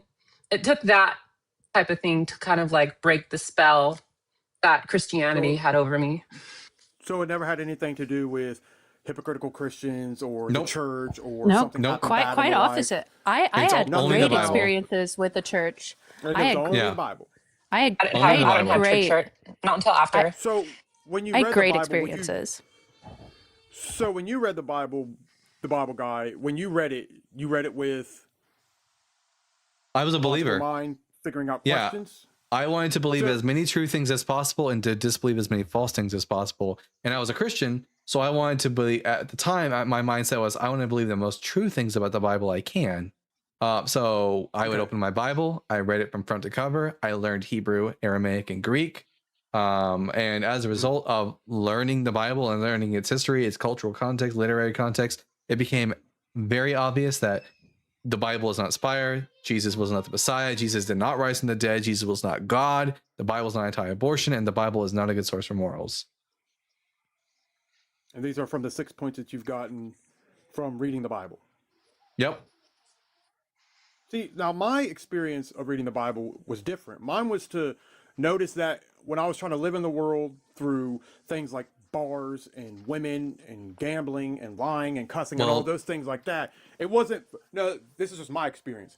I wasn't fueling anything. I'd see people, they would do harsh things in the world. They would get away with stuff. They always Yeah, got the leg but, up. like, when I would try, Arcana, But- first and foremost, well, there's this nothing is my wrong. experience. There's nothing wrong with cussing. no. There's nothing wrong with No, cussing. First and foremost, This is but I really would just like to okay. stick to the topic of why the Bible isn't true. Like the personal experience stuff. Like when none of us are interested in the personal experience stuff. I'm not interested in telling people my personal So- experience. I'm not interested in hearing about the personal Don't wanna- experience of others. Okay. I'm merely interested in So you don't what wanna does eat- the Bible okay. say, whether or not the Bible is true. Okay, so your 6 points are basically if someone has a point against it, you will combat the point, and then you and then the other people that are the atheists will disprove the believer. So then it goes into a circle where nobody comes to an objective agreement. No, That's not if true. a person's honest, if a person's honest with what the Bible says, Yeah. then yeah, we can come to an agreement. But if you're going to be like dogmatic, if you're going to be dogmatic and you're just going to like hold to your belief no matter what evidence is brought to you, I will change my beliefs based on the evidence. That's how I became an atheist, is changing my beliefs based on the available evidence. If you bring me good evidence against any of these 6 points on the board, I will change my mind. I will like knock off each point as you prove them wrong. But until then, I'm going to go with whatever the evidence suggests, and the evidence is not in favor of the So opposition are of we looking these for 5 concrete points. Physical evidence? Any kind of evidence. Because I mean, if it says like the Bible any, is not a good source of morals, it says any kind of I would evidence say the that Bible's not a raises the good source of morals. proposition. Yeah, but you already agree that slavery is It just not said that good, the- but the Bible does support slavery. But I would say that stealing's not bad, and it says thou shalt not steal. Killing is So? terrible. Thou shalt not kill. So you know that the 10 Commandments, like adultery, it didn't really apply to men. It was only to women. But I mean, it was the same thing because it says that No, if a man looks upon lust in men- his heart, then he has already committed adultery. Well, no, that's So The it's Bible's that's- horrible to women. That's First and the New foremost, Testament. That's the New Testament. But it The was the Hebrew same Bible. thing in the Old. No, it doesn't. The Hebrew. So here's another problem, Mikhail. The Bible isn't a univocal text. Just because an individual, it's way too loud wherever you're at, whatever you're doing. It's way too loud. All right, I'm gonna mute you while I answer. All right. I'm going to mute you while I answer.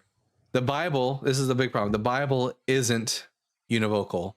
It doesn't have one consistent message and one consistent voice from beginning to end. Every book of the author has its own author, and sometimes multiple authors and redactors and editors. And sometimes these books agree with each other. Sometimes they don't, though. And just because an author of the New Testament says that it's wrong to even lust after someone, that doesn't mean that the author of the book of Exodus felt that way. And we have no evidence that they had any problem with just the idea of lust in and of itself, looking at someone with desire, because men in the Hebrew Bible are allowed to have multiple wives. Wives aren't allowed to have multiple husbands, but men can have multiple wives. It's not adultery if a man sleeps with multiple women, unless that other woman happens to be married to a different man. Yeah, and when they say wives, it's just he owns her. It's not there. That's actually not a Hebrew word. It's just that men have ownership over women, and women don't have any ownership over themselves or the men. The term for marriage is sometimes like baal, meaning like master, or it's just woman or man for the most part. So very, very sorry. Oh, they ran. Oh snap. I think Well, I think they're stuck in like a cultural version of Christianity that they've just kind of adopted for themselves. It doesn't sound to me like they've really done too much like research into anything that they didn't have the boots for this hike. He really wanted us to have like been hurt by Christianity in some way, by church people, in order to justify why it is we don't believe in the Bible. But no, my problem has nothing to do with church. I didn't have a problem with church people until after I was an atheist. Same. My entire problem with with the Bible is the Bible in and of itself. But we have another guest. But before I bring up the next guest, which is R4LSSSSS, we are going to read some super chats, and then I'll bring up the next guest. So At Eric Nelson with the $2. He'll invents oxen, sheep, camels, and donkeys. God, XO. yeah, I mean, God loves you so much, but also he loves to kill babies, apparently, according to 1 Samuel 15, verse 3. So keep that in mind. And then At Carlos Valdez with the 10 Bible Guide Give memberships. W. Carlos Valdez. I'm getting so many memberships now that I'm gonna have to find a new way to do the outro credits, because every time I update it, now it's got so many names, it causes my video editor to start like like lagging like crazy. It's which is a good sign. I love that, and I'm happy to have all of you on board. And then oh, super tough right now. At Herbie Shine with the £5. At Atheist Approved Matthew 81918 is another YouTube comments troll who is too scared to phone in. Poor little baby toes. I know. Atheist Approved Matthew 1918 is a huge baby. He does refuse to come up and debate with me because he would get absolutely decimated.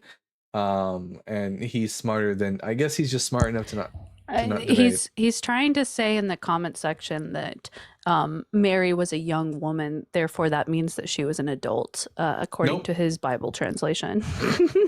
Well, too bad your translation's wrong. But, you know, you can come up and discuss it with me if you're not too much of a coward and a chicken. Well, we're going to bring up the next guest, R4. I'm going to ask you for... It's actually N4, not R4. It's N4, not R4. Oh, N4. Okay. I'm going to ask you 4 preliminary questions, and then we can discuss. Question number 1, are you at least 18 years old? I guess. You guess? Yes. What year were you born? 2006. That would put them at 19 or 20. Or Why 20. did you say I guess? Are you a Christian? Yes. Is lying a sin? Yes, most definitely. And does it say in the Bible that liars will face eternal punishment? Yes. Are you 18? Yeah. Well, you're 18? Mm-hmm. I thought you were 19. I was born in October. I don't know. I think you should just drop them. If they can't be very clear, then there's not worth it. That would make them 19. If they were born in 2006 in October, that would. Enjoy hell. Oh man. All right. Crazy. Don't lie to me. Coming in and saying I guess is the worst way to answer the first question. Liar, liar, pants on fire. That's a quotation from Paul, I'm pretty sure. That goddamn Christian math. Listen, if there's one thing that we've demonstrated this week is that when it comes to math, Christians not so good at it. They can't count. They don't know that 1 + 1 + 1 = 3 and not 1. They can't count what 539 minus 490 is. Honestly, if you're worse than Dalton at math, you're pretty bad, and that's Christians. Yeah, like I blame my indoctrination into Christianity, like as for my math skills, my current math skills. Like I probably should go to school, like and brush up because I was just too concerned with heavenly things. If I'm maths in heaven. If I'm a mathematician in comparison to you, you're fucked. As an individual. Like I asked ChatGPT, I'll ask ChatGPT easy math questions because I just don't want to even try. So there you go. I'm horrible at math. Or for all my British audience, I'm horrible at maths. What is 10% of 100, Dalton? 10. I got that one. Okay. Yay. Okay, redeeming himself. let me tell you something how bad I am at math, and it's not that I'm necessarily bad, it's that I don't think things through all the way when it comes to math. I am currently trying to raise up $10,000. So when I move out, I can get my apartment, get some furniture, and have a little cushion room so that I don't have to worry. I can keep doing this for a living and not get like do other things. I can just keep doing this for a living. And whenever I look at how much money I've saved, I'm like, okay, what percentage of 10,000 is? Without realizing that I could just easily just like, yeah. Move over the decimal place. Yeah. Yeah, I know. 10,000's an easy number. A couple of nights ago, I was doing the math on a calculator. I was like, wait a minute. I was like, that's the same number as that. Oh my goodness. So guys, Christians, surely, Amy Tally, you are foolish because you sit there in the comment section, you run your mouth, you don't come up. Everyone can, and by the way, for every minute that you don't come up here, Amy Tally, to debate me, it screams to my audience that you don't have any good arguments. Like they know, they can see right through you. No one's being tricked by this. They know exactly that you have no arguments for your position. All you have is claim after claim after claim. Brianna says, please don't point a pew pew at my head and ask me a math question. Girl, same. The Bible tells me so. That's basically their reasoning, isn't it? The Bible tells me so. At Amy Tally, see, now they calling you foolish, girl. Think for yourself and don't blindly follow. Yeah. It's crazy. It never ceases to amaze me every time I have a Christian who, because I'm a leftist, they'll call me a sheep. Like, aren't you literally like part of the flock of Jesus Christ? Aren't you a self-professed sheep? Like, come on, people. This is not a super chat, but I did just get a what do you call it, a donation from Dr. Ajim. So I'm going to read, if she wrote something, I'll read what she said. But W to Dr. Ajim for the $66.66. Hail Nero. From Queen Laquifa, Dr. Ajim, towards your moving money. Thank you, W to Dr. Ajim. Thank you so much. This is 100% going into the funds. I'm hoping that by the time summer rolls around, we'll be out in the new apartment, better internet. Right, now listen, guys, let me tell you how bad my internet is right now. I am still doing edits for Justin. And yesterday, a couple weeks ago, I was able to push out 12 videos a week for him. This week, I'm currently sitting at like 3.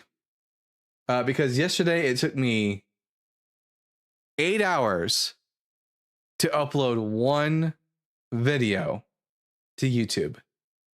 8 hours to upload one video to YouTube. Yeah. Which, when your job, your living revolves around the internet, it's very frustrating. Almost a dial-up. Yeah, it's almost basically dial-up at this point. So listen, every single super chat is super appreciated. Every donation is super appreciated. I'm so excited for once we do get out into the apartment, because guys, like, I have a certain schedule I have to follow right now because I have responsibilities here where I live. But when I move away and I no longer have those specific responsibilities, we're going to be doing live a lot more often and for longer periods of time, which I'm super excited about that idea. I'm really looking forward to the freedom that living on my own will afford us. What was that?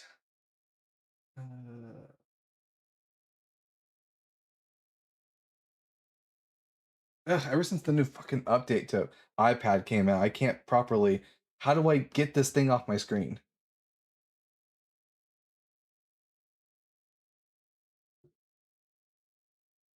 Fine, I'll just go to my notifications. Thank you. All right. Let's see. Amy Tally, request up, convince us all. She says, yeah, I don't think so. So that tells me everything I need to know. They're still cowardly. Here, you know what, Amy Tally? I'm going to mute you. The only way you can say anything now is if you come up. Time out for cowardice. Gird your loins, Christian. Show us that you got the Holy Spirit and that you can actually, like, contend with non-believers. Like, come on. how does a person actually believe in Jesus Christ? Is it something that you say or feel? Depends on the Christianity you belong to. Generally, though, it's a profession.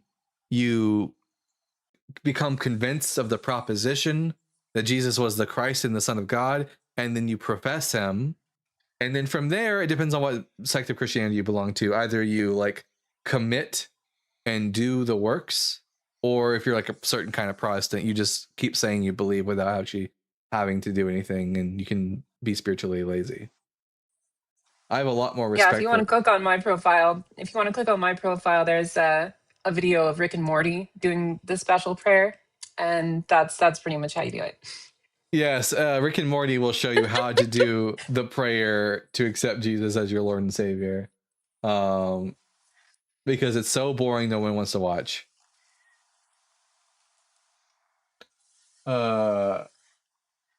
What is that? 666. You're misinterpreting that. You're honestly not you're not honestly seeking the truth. We are. We're seeking the truth. 666 is a reference to Nero. That's it. It's hilarious from Rick and Morty, though. Yes, it is. Rick and Morty will teach you everything you need to know about life if you're paying attention. Yeah. Yeah, Beth. Morty, I need you to help me with something more. Oh, geez, Rick. The greatest story ever told, Morty. 666, 616, both Nero references. Correct. The reference to the reference to 666 in the Book of Revelation is a reference to Nero Caesar, and in some manuscripts, Latin manuscripts, it was 616 because there are two alternative spellings of Nero Caesar's name in Hebrew, and one equals 666, one equals 616. So there, 666 It's equals literally Nemo. it's literally like the TikTok equivalent of us like saying like schmaltzy on Yeah, like actually, having to change the word. Yeah. That's not bad actually. That's not a bad analogy. That the author of the Book of Revelation is attempting to speak negatively about the Roman Empire without it being obvious to the Roman Empire. So saying 666 is like saying schnazi in order to avoid like censorship or whatever. Yeah, that's actually a good time to make a cake. Nini Baba, are you telling me to flash my ass on screen? I'm not doing it. Not unless y'all give me not unless I get a million likes. Oh my goodness. Why are there only 9K likes on TikTok? What are y'all doing? Come on, TikTok. Y'all are better than this. Cake. Parker says we need more likes. Yep, here you go. Yeah. Anyways, so we reached. Did I tell you, Ashlyn? Did I tell you we reached 10,000 followers on TikTok?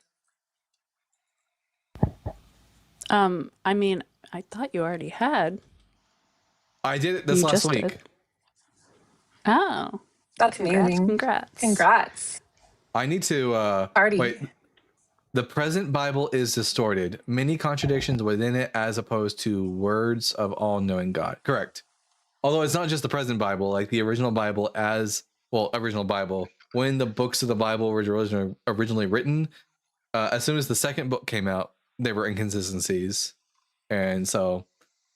they didn't even... What do you mean as soon as the second book came out? The first one? No, there's like the Bible isn't a book, it's a collection of books. So yeah, but between Genesis 1 and 2, those two stories contradict. Oh, those are chapters, not books.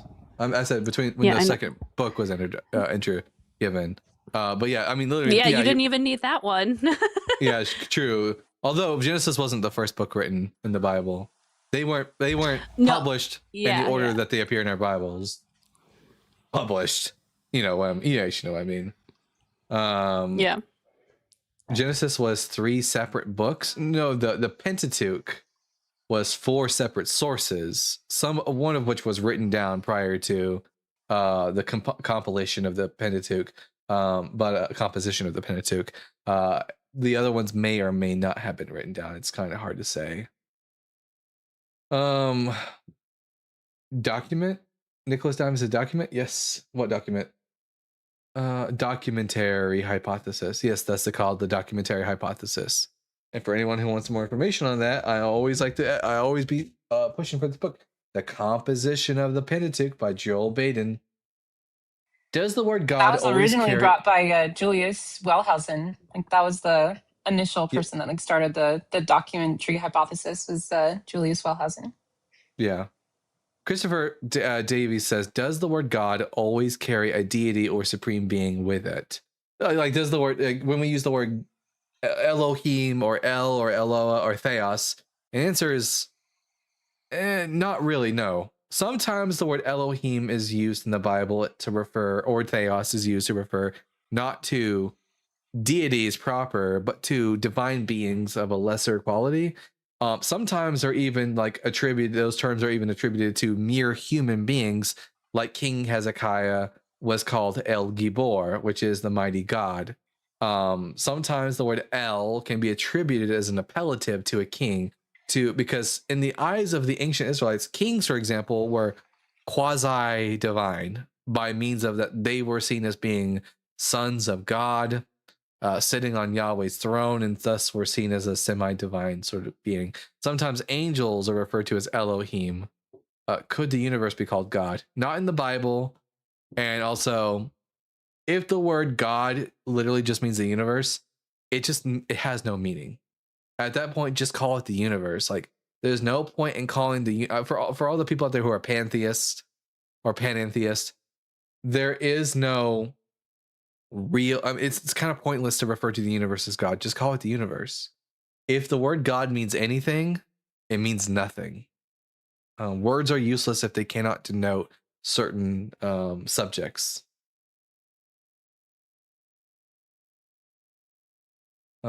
We are stardust. Yep. There is no spoon, says Nora. There is no spoon. That's what you all haven't realized yet. That's why I'm so good at the Bible, because I realized there is no spoon. Listen, the autistic community would be very, very sad if there were no spoons. Don't watch. I don't know if you've been on that. We are Charlie Kirk. That side of TikTok. What the fuck, Brianna? What the fuck is with this We Are Charlie Kirk nonsense? I'm gonna assume you're being joking. Brianna. Did I say Brianna? I think she's trolling. Yeah. Yeah. She's trolling for sure. She's friendly. So God is referring to some deity then. Yes, in the Bible, the word God refers either to deities or to just divine beings in general, like angels. Is that a Matrix reference? It is a Matrix reference. It's a song. I forgot about the Charlie Kirk song. Ugh. How is the apartment fund looking? Currently, we're sitting at what percentage of the way there? We're like 60% of the way there. So, there you go. All thanks to all of you, beautiful, wonderful people out there. Couldn't have done this without you. Mermaid24 followed the live creator. Thank you, Mermaid24, for following the live creator, being me. And also make sure everyone that you're following Ashland and Redheaded Trouble in the comment section. They got great stuff that they do as well. They be debating. I'm gonna get my YouTube's my YouTube's getting ramped up, so I'm gonna do the dual streaming now that I have the setup for it. Can I borrow your car for work tomorrow? Yay! Brianna, I don't think you want my car. It's shit. Dude, I'm hard at work on liking the live. Hell yeah, Julie Woo. Love them. Love you. Now, what was I gonna say? Jesus Christ.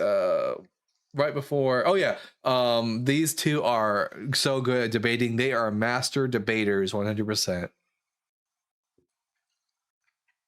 Duncan. In more ways than one for me. That's what I was implying. Duncan, which ring that devil's doorbell. Duncan, which Jewish commentaries do you recommend, and any specific English translations?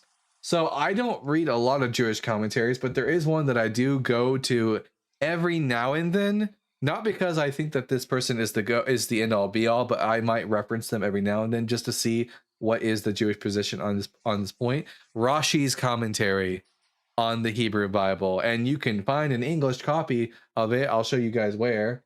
Let's see if I go to Google.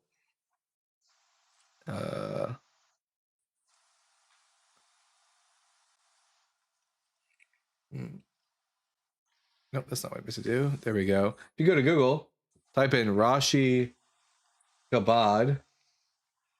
Chabad.org has the complete Tanakh. And let's say you go to Genesis chapter 1. You got Rashi's commentary, just put show. Nope. And you can read this part right here is the Bible verse. Then down here will be Rashi's commentary on that verse. So there's a free resource for you guys from Chabad.org. Rashi's commentary. There you guys go. I have a question. When you do that, are you doing that in like TikTok Studio? OBS. So OBS. I'm using OBS. And then I if I was to show you my screen, 1 second. I'll have to like ask you. Maybe we can do like Messenger later, and I can like ask you these questions. I don't mean to like derail your live over these. But basically, 1 second. Let me take a look. How do I do this? Display capture. Main screen. Yeah, just send them to me in Messenger.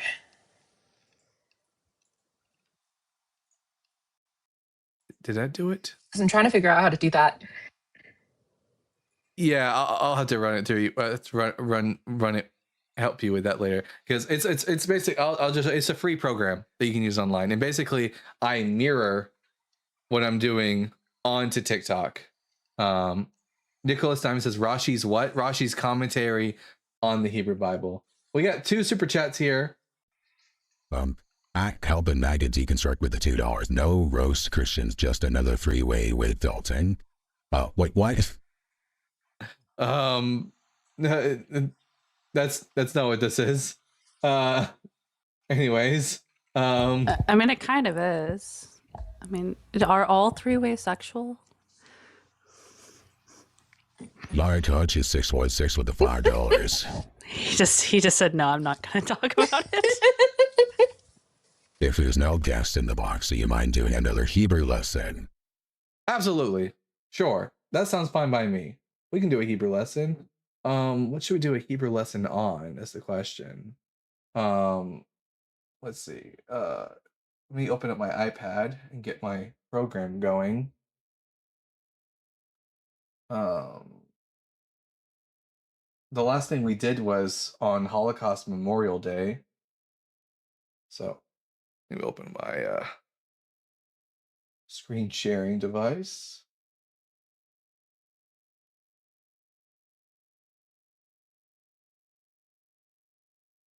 Right. All right, so Hebrew lesson of the day.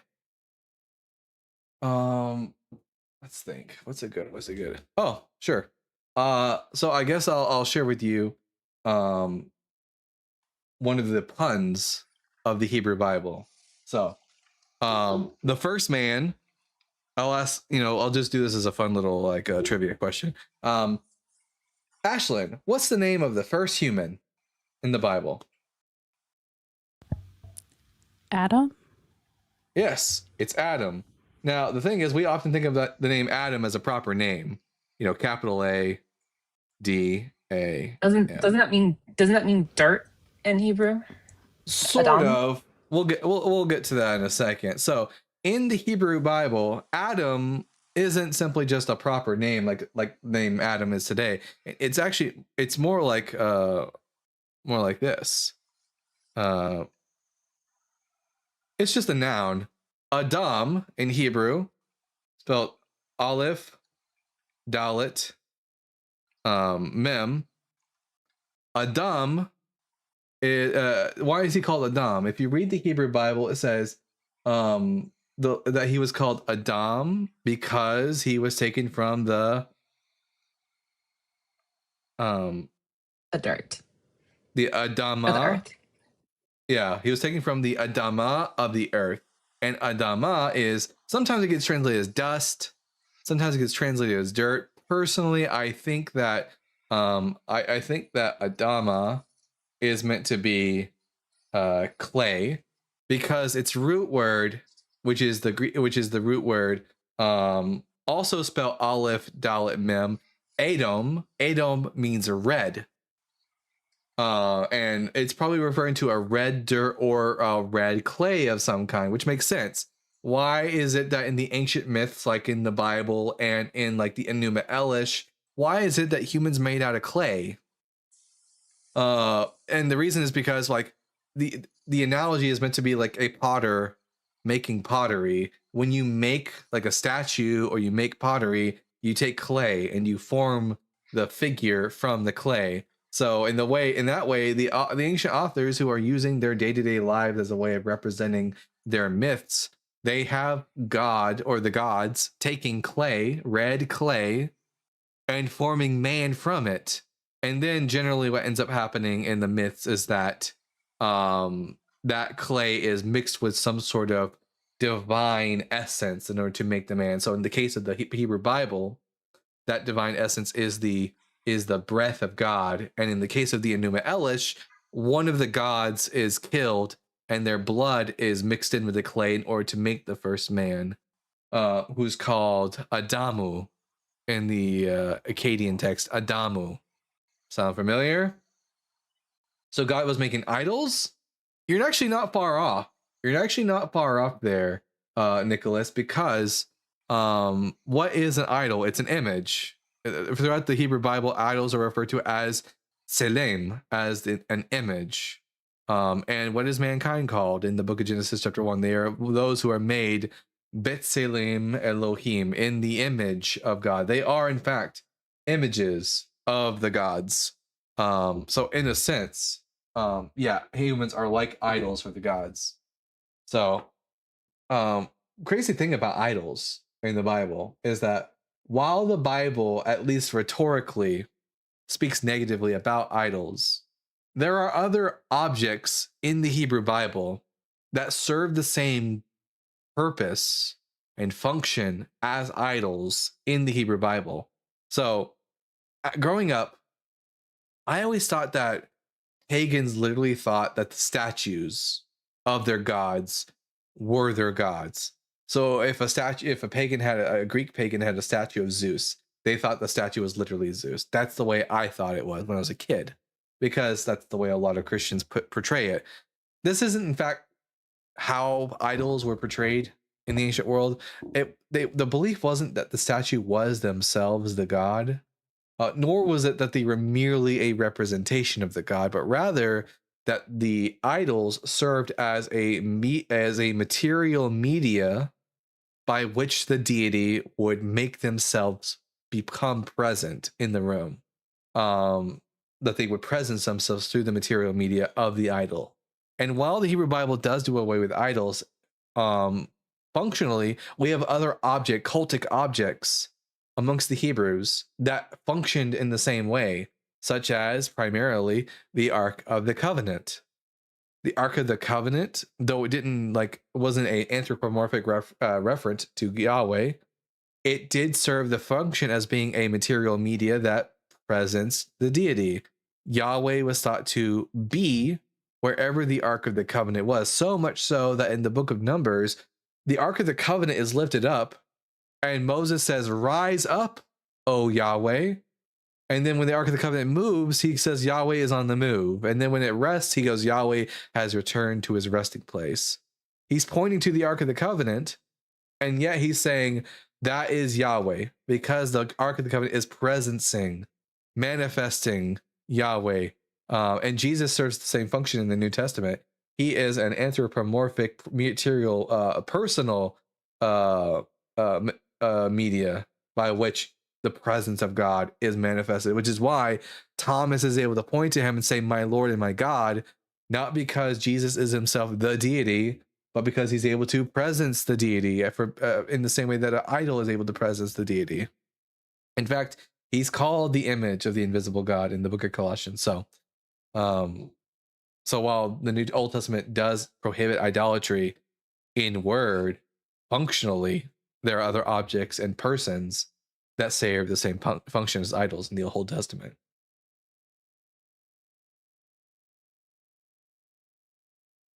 Nicholas Diamond says God can't be omnipresent because now is in 2.5 million years ago in Andromeda. Why was that you known God? What? I don't quite understand what it is you said. He's really good at being invisible. God, yeah, he's the number one hide and seek champion of the world. No one's ever found him. Yet they keep claiming they do. Also, if time is an illusion and all points in time are equally present, then I guess the whole time dilation thing doesn't really bother. It isn't really a problem for the God.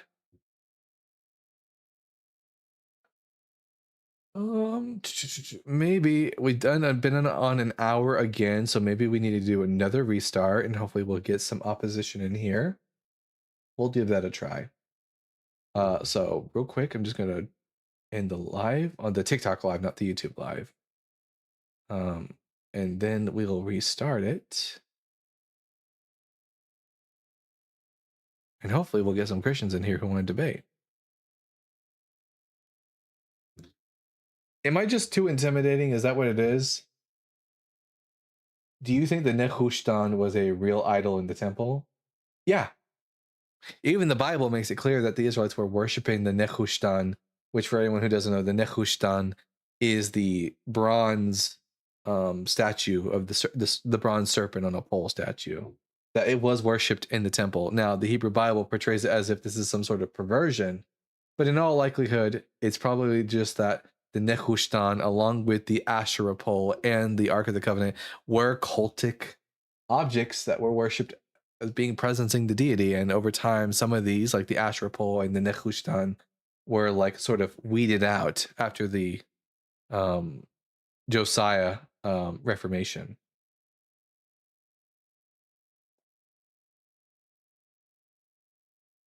Lunchtime is doubly an illusion. Ooh, what is that? Is that a quote? I'm pretty sure I've heard that quote from somewhere. Here, let's see.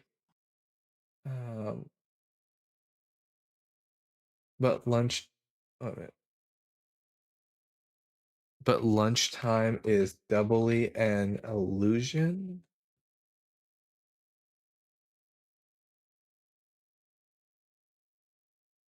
Oh, it is from Brianna. It is from the Hitchhiker's Guide to the Galaxy. That makes sense. That makes sense. I've read the Hitchhiker's Guide to the Galaxy twice, and I love the movie. A long time ago, God created the universe, and ever since then, everyone has thought that this was a really bad idea. Love that movie. Love the book even more. The book is better than the movie.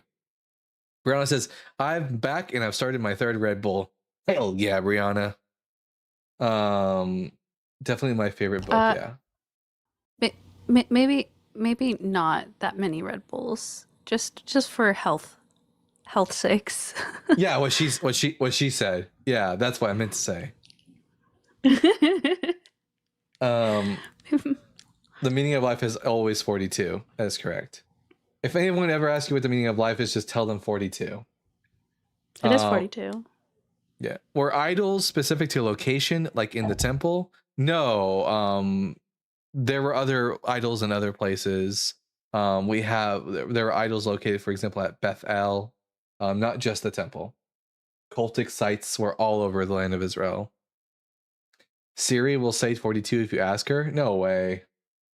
Who has a Siri? Who can ask Siri right now? Ashlyn or Liz? One of you have. I have an Alexa. Here, ask Alexa what the meaning of life is. Alexa, what's the meaning of life? Eleanor Roosevelt said, "The purpose of life is to live it, to taste experience to the utmost." Alexa, that's boring. Without fear. That's a boring Jeopardy answer. Tell her no, it's 42.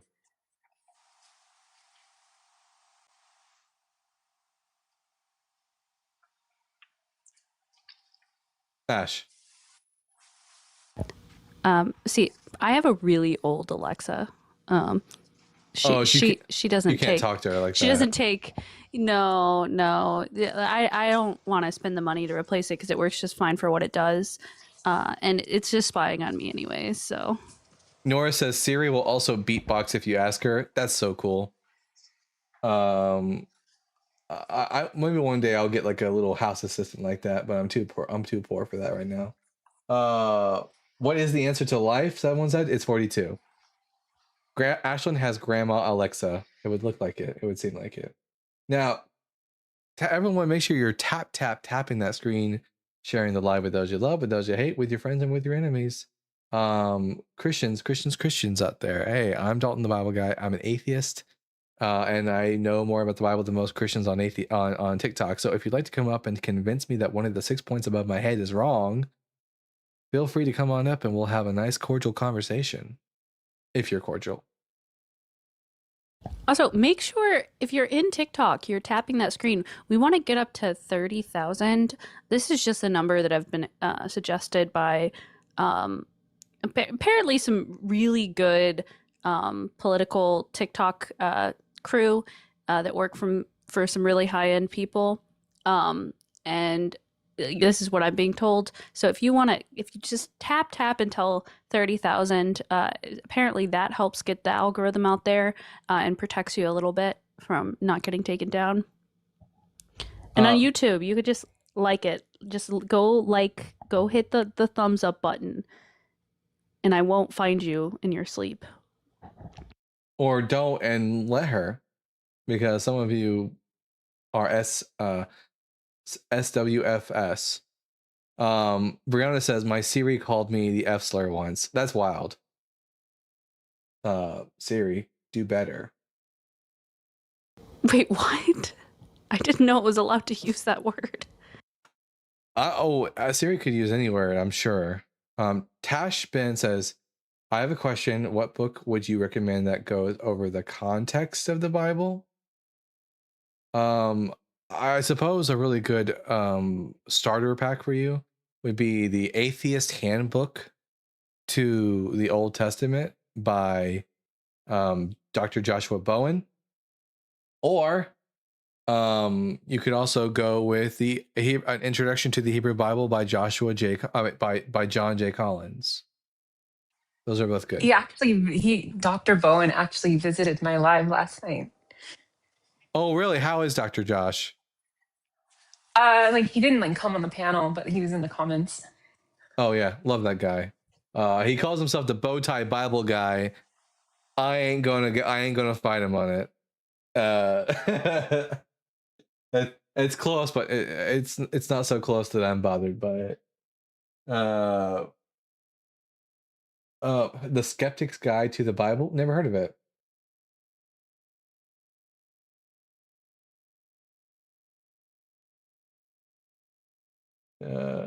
Let's see. So Christians, maybe I need to change the background so something a bit more provocative. Here, let me see. It's provocative. It gets the people going. Let's see. I'm so bad at changing this stuff. Ian's also still alive, just FYI, so that's probably not helping your case. Where the hell is oh, there it is. All right, and then boop. There we go. The Bible is bullshit. Change my mind, Christians. Let's see.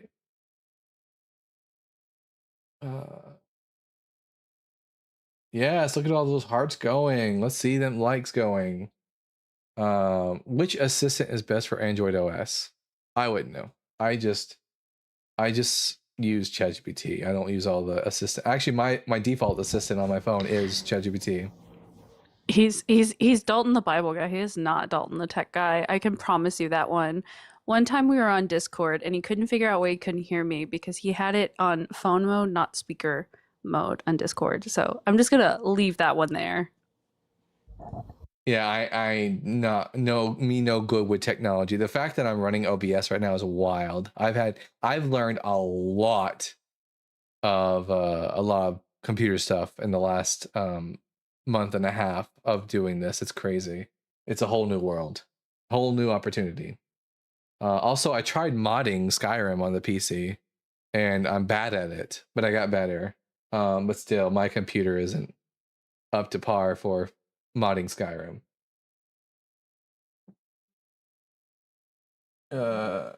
I can't figure out Discord. I get you. I had a huge problem starting out on Discord, and I'm like just now like getting the hang of it. Zip says they know it's bullshit. They just won't admit it. It would seem like it from every guest we've had so far.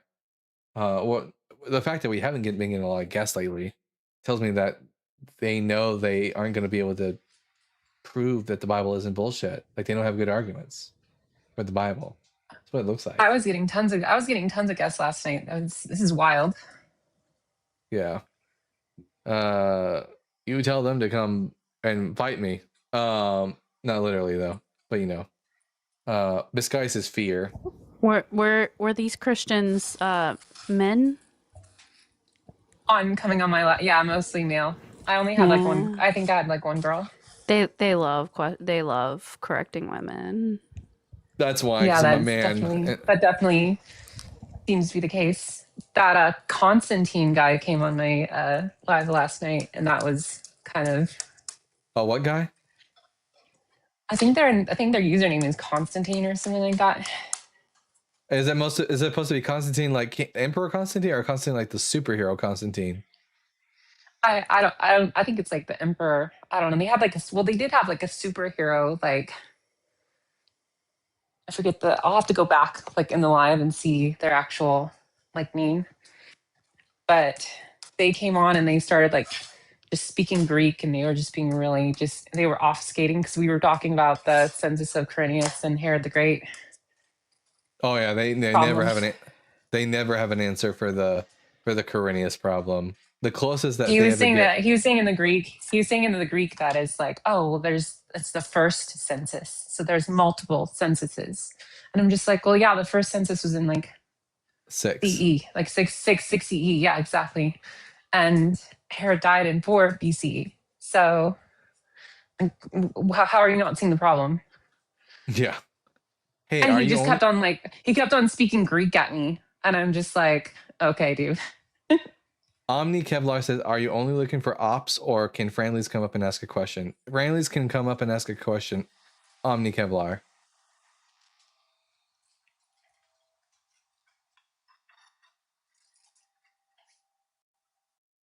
Under Luke, Pilate couldn't have crucified Jesus. That's another problem with the Gospel of Luke, yeah.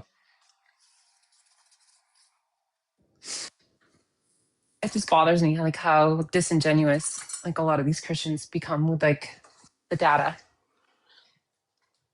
Oh yeah, they'll 100% tell you that genocide is wrong, slavery is wrong, but as soon as you show them God does it, suddenly it's okay. But we got a guest on Omni Kevlar. They're a returning guest, but there are 2 Kevlars, and just so I can remind myself of which one you are, I know you're at least 18. Yeah. Bible believer? No. Okay, you're that Kevlar, and your pronouns are he, him. All right, Omni Kevlar, he, him. Welcome back to the live. What brings you back up, bud? I just wanted to ask a quick question. Every time when I talk to apologists about this, they're always going to say no, and like when I read the text for myself, I'm like, I'm pretty sure it says this, but like I always like to cross-examine with another fellow atheist just to make sure I'm not losing my mind with some of these Christians. So I hear you guys talk about contradictions all the time in the Gospels. One of the ones that was like big for me, and this is one that I wanted to double check with you, get your take on it, was at the ending of Matthew and Luke, I believe, Matthew records that the first time the disciples see resurrected Jesus is in Galilee. And then Luke is the first time in Jerusalem. And to me, the big deal was like when Luke records that Jesus says, like when they first meet him in Jerusalem, Jesus says, "Stay here, don't leave until like the Holy Ghost activates you guys," and whatever that is. My question was like, do you look at that also as a contradiction, or is that like okay? I just wanted to make sure. It absolutely is. The resurrection accounts of Jesus are frothing, absolutely full to the brim with contradictions.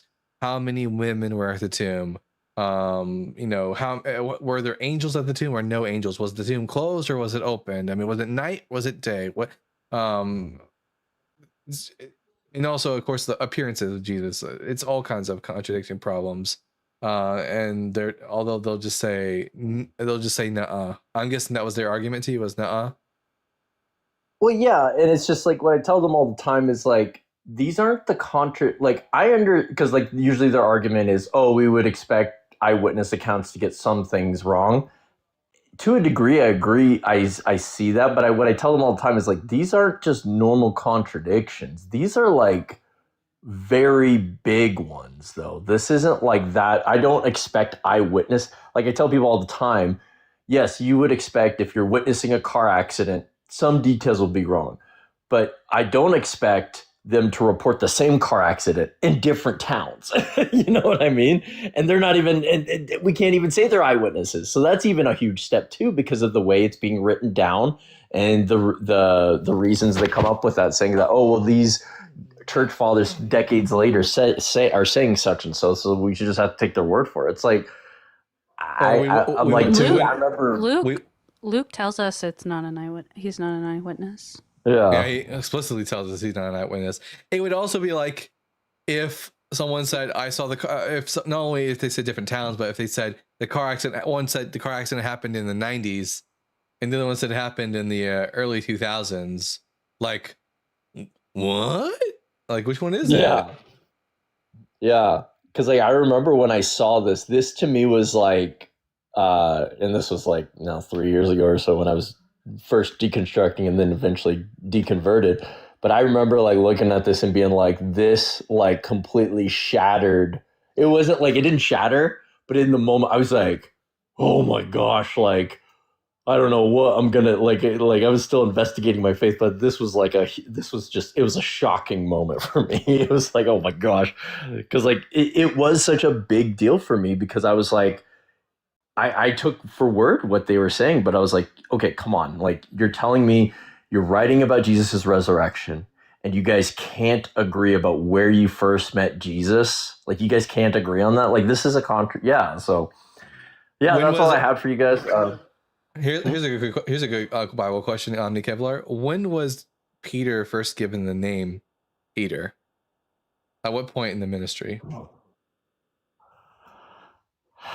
That's a very good one. I mean, I'm just taking a guess here. I would have to say it had to have been at the beginning of Jesus's ministry when he's like recruiting him, right? Is that, or am I wrong? That's in the Gospel of John. In the Gospel of John, he sees Peter for the first time and then names him Cephas or Kepha. That's Peter in Aramaic. And the Gospel of Matthew, though, they're at Caesarea Philippi when he first names him Peter. So that's another example of just a contradiction as to when did Cephas get the name Cephas? Yeah, I've always like just like, because like, when you see like how police investigate and like hear people's stories and being very rigorous with the eyewitness testimonies, I've always imagined like if there was like an apologist there, they would just be like making all the excuses in the world for these guys. Like these guys would never get anything done. Like it'd just be ridiculous. But anyways, yeah, that was my only question for you guys. Hope you guys have a good live, and yeah, love what you guys do. It's very, very entertaining. Yeah, take care. Thanks for coming up. Here, I'm gonna clip that, not because it's opposition, but just because it's a good video. Clip Kevlar. Bible contradictions. Crazy. We went from 2,000 likes to 22,000 likes in that short since the 18 minutes that we've been on this iteration of the TikTok live. Keep it up, guys. Fantastic. I'm gonna actually, in fact, I'm gonna go use the restroom real quick so that I can like stay on longer. We'll try to go on for a little bit longer than the standard 3 hours with the hope that we get some opposition in here to debate. So I'll be right back. And it looks like I got some super chats, so I'll read those when I get back. But I gotta go use a little Bible guy room. Okay, Liz, we're gonna get the live taken down. Ready? We're gonna get the live taken down. We're gonna say all the things. We're gonna say all the things. All the things. All right. You go first. Like, what things are you thinking of? I don't know. What does TikTok not like to hear?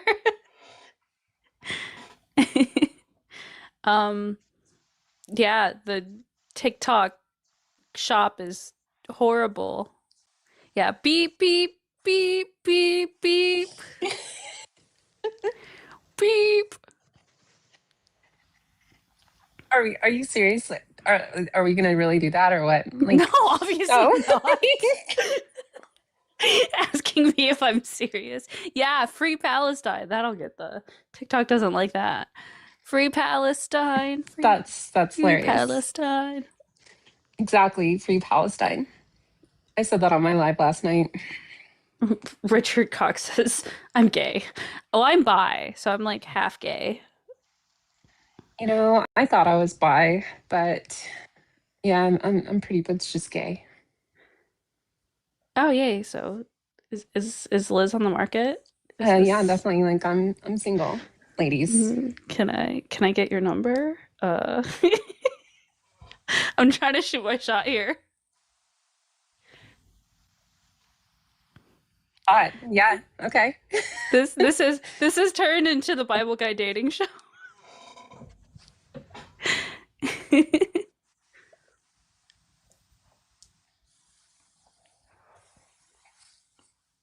Like I have a big smile on my face. Like I'm yeah. I'll get your number. Sure. Oh wait, for real? For real? You are so bad at riffing. Okay. Can't believe I have to listen to this shit while I'm peeing. Okay. I'm gonna read some super chats now. Act Fatimeister with the $5. Dylan, you should listen to the radio episodes of The Hitchhiker's Guide, the first form of it, then watch the 1980 TV series. They made a TV series of it? That's crazy. I like the audiobook that was done by what's his name? That British fella. He also, Jesus Christ. Nah, I don't remember his name. Fuck it. You guys know who I'm talking about though. He's Stephen Fry. There you go. Thank you, Stephen Fry. That's the one I'm talking about. He was on V from Vendetta. But I didn't know that there was I think they need to do it again. Like make a Hitchhiker's Guide to the Galaxy like mini series so they can get the entirety of the book in there and make it high quality. It would be such a good movie show. I love that like British humor. And act helping MAGA deconstruct with the $5. I think 2 women dominating a man is scaring the Christians away. Christians are still crying about the 5,000 times their idols are in the files. Oof. Their idols are in the files. That is so true. I thought they liked dominating women though. Like I thought like our presence would like bring more people up. No, they don't like 2 women dominating a man. The opposite. So are they suggesting that we're dominating you? Or them? I guess so. I dominate. I dominate Dalton all the time. We're never gonna beat the allegations. I mean, I just asked Redhead for her. I asked Liz for her number. So, are we in a polycule? I guess. I don't know. It is what it is. It is what it is. At Resistance, with the 5 Australian bucks, good I might, been calling Christians Chrissies for about a year now. Frustrates them to no end. Hey Chrissies, love insulting unbelievers. I just match energy. Chrissy's, if you're out there and you would like to debate the Bible, listen, if we get a guest in the next 30 minutes, I will keep the show going on beyond the 3-hour marker. But if we don't, we'll end at our regularly scheduled programming time. But we'll see what happens. But yeah, Chrissy's, come on up. Let's have a conversation. Nicholas Diamond says Solomon, 300 wives, 700 concubines, busy guy. Oh God, that sounds horrible. 300's too much. I'm a simple man. I'm a simple man.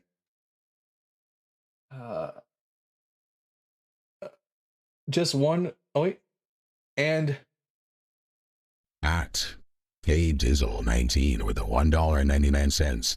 James Dobson mentioned in the Epstein files. Was he? Well then, fuck him. Fuck anyone who's found in the files, right? Down with the system, I say. Did you hear about I forgot to mention this to you a couple of days ago, Ashlyn. Did you hear about Don Lemon being arrested? Yeah, so was Walter Matterson is being They were just doing journalism in the church, though. Walter Matterson DM'd me once. Fun facts. Yeah, said I was doing great on my debates. But that was just my humble brag in the middle of that.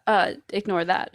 But he was also he's also being investigated, and so are a lot of individuals. A lot of journalists and activists are being investigated by this administration with no reason, why.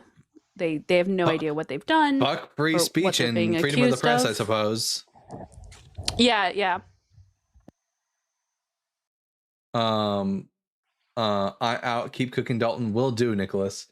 And then at helping MAGA deconstruct again with a $2. I'm saying you women are dominating dumb. Yeah, I figured that's what you were trying to say, bud. I got you. Oh, we're dominating you. Got it. Yeah. Our DNA says Quagmire was not found in the Ep files. That's crazy. If anyone needs to be in the Ep files, it would definitely be Quagmire. Shocker. Trash Bin Giggity. said giggity.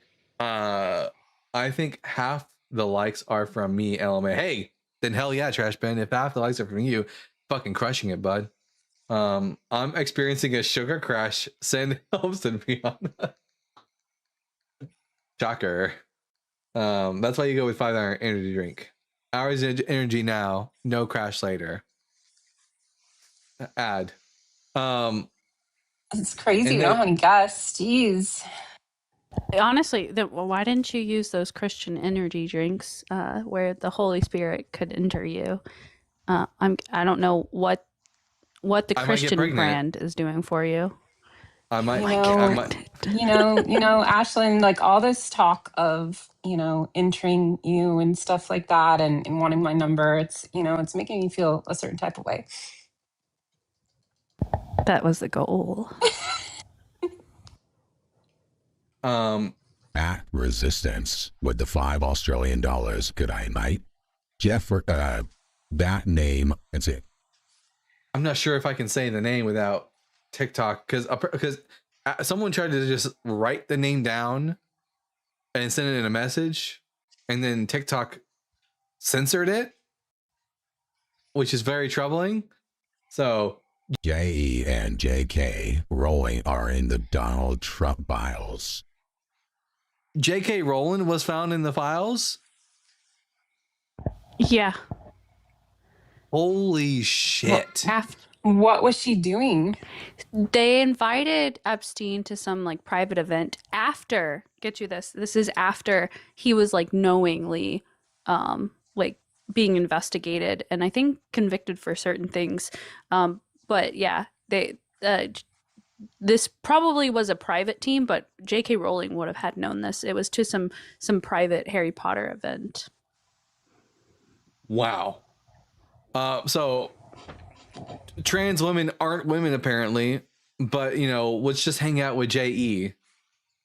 Like, come on, J.K. Yeah, you suck ass. Yeah, it's interesting because that they would have known by this time period that he was likely a P3DO. And the funny thing is that J.K. Rowling has actively called trans individuals P3DOs, while apparently she's actively engaging in inviting P3DOs to her private Harry Potter events. So that's wild.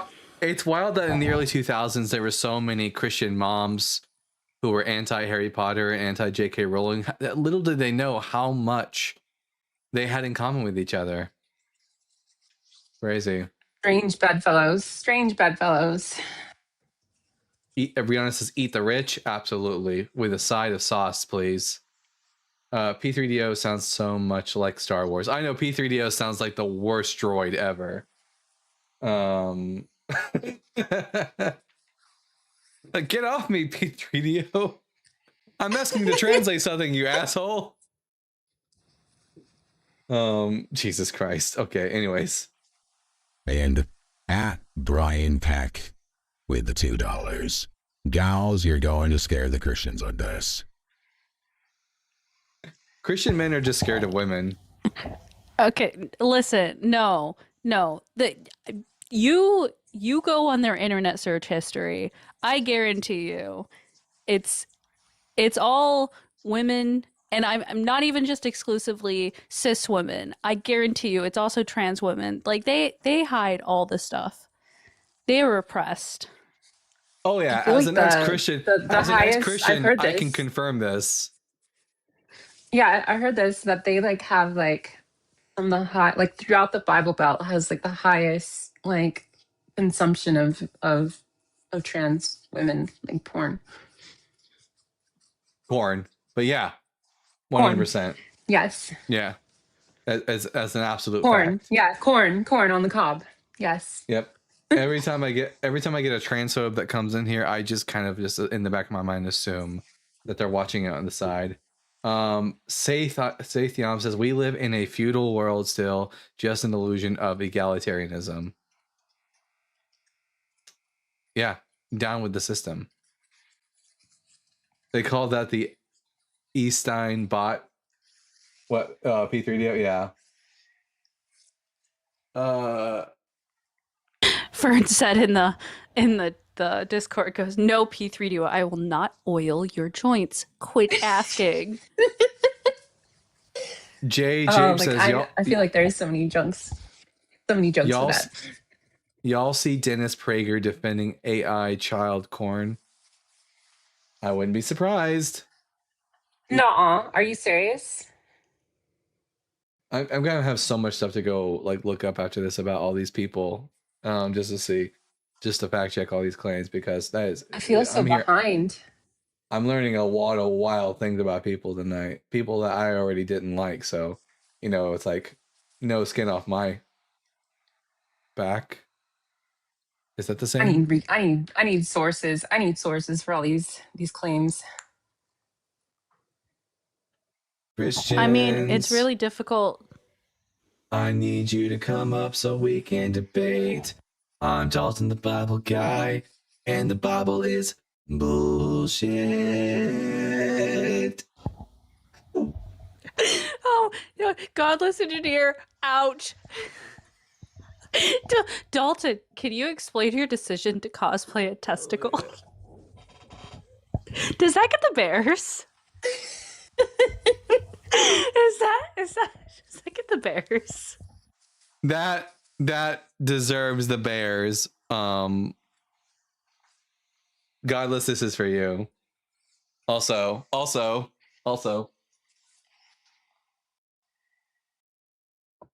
You know what? Later on, I'm gonna take a picture of the back of my head and I'm gonna do some photoshopping and I'll make sure to send it to both Ashlyn and Liz. It'll be funny. But there you go. My screen went black. I didn't get to see the bears. Oh, that Wait, sucks to suck. what's going on with What is going on with your TikTok today? It's always me. Yeah, your TikTok is always fucking up. I don't know what it is. But we have another guest.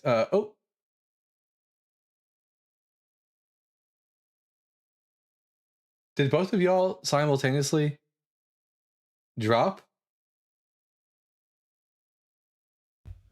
I dropped. I don't know what Liz did.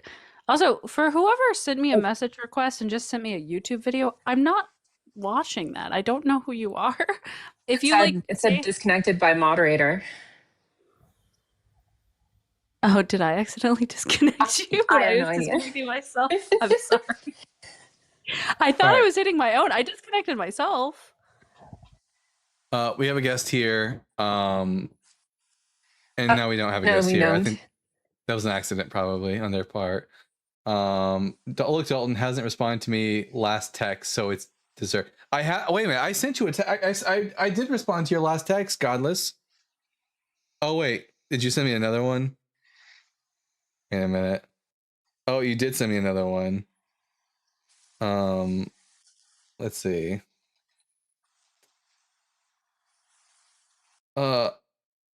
If you'd be interested, I've significantly updated my Bible verse display and caller name display tool. It's simple to use and set up in OBS. I could add the ability to have call notes, and it already exports to a file logging the data and time. The Bible display can pickle Greek, Hebrew, and nearly any version of the Bible. It has access to all Bible Gateway versions. Oh hell yeah, Godless! I would love. I've seen your So I've already created your theme, so you kind of have to at least try. Yeah, 100%. One of these days when I'm off, so the days that I'm off and I don't do lives, Godless, which are Mondays, Wednesdays, and Fridays, you and I get together online and see if we can set that up, because I would love. I've seen the way yours is set up, and it's already pretty fucking cool. So yeah, 100%. Godless, is his theme a testicle? Is that his theme? It's not a testicle. It's a what do you call it? It's a strap on. Anyways. It's a strap on. Godless engineer, we need to figure out a time for me to go on the line with you. Like I got my setup, so I'm ready for that. Hell yeah. Love to see that. All right, listen, guys, we've hit the 3-hour marker and we haven't had a single opposition. So I think I'm going to go ahead and just call it for the day. Hopefully Thursday will be a bit more full and productive on that side. And don't forget, everyone, that the more super chats you send, the faster we get to my apartment, and we'll be going live much longer. And maybe even on the days that I normally don't go live, we might even go live on those days as well. So, just be looking forward to that in the future. But also, thank you for everyone who sent super chats today. Thank you to Dr. Ajim for your donation. Solo Vino says the Bible is truth. Way to chime in at the last second. No, it's not. It's bullshit. But Solo Vino, I'll give you an opportunity to come up here and defend the Bible not being bullshit if you can gird your loins.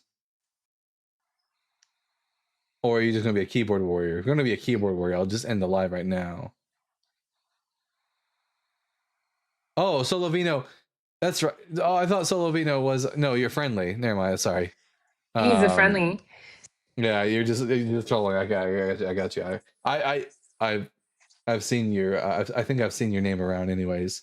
I think all the friendlies are just spamming the chat. Yeah, I think they're just trying to get other Christians in here. Yeah, I much appreciate it. Perhaps if they do their Christian spamming for them, that'll attract them. Yeah, attract flies. Yeah, absolutely. So that sucks. And also, W to Godless Engineer for helping to contribute to the channel. Maybe we'll take a look. Godless message me when you'd like, on what day you'd like to get together on, and help me figure out that. If it's really simple, it'd be a lot better than the method I'm using right now to pull up Bible verses.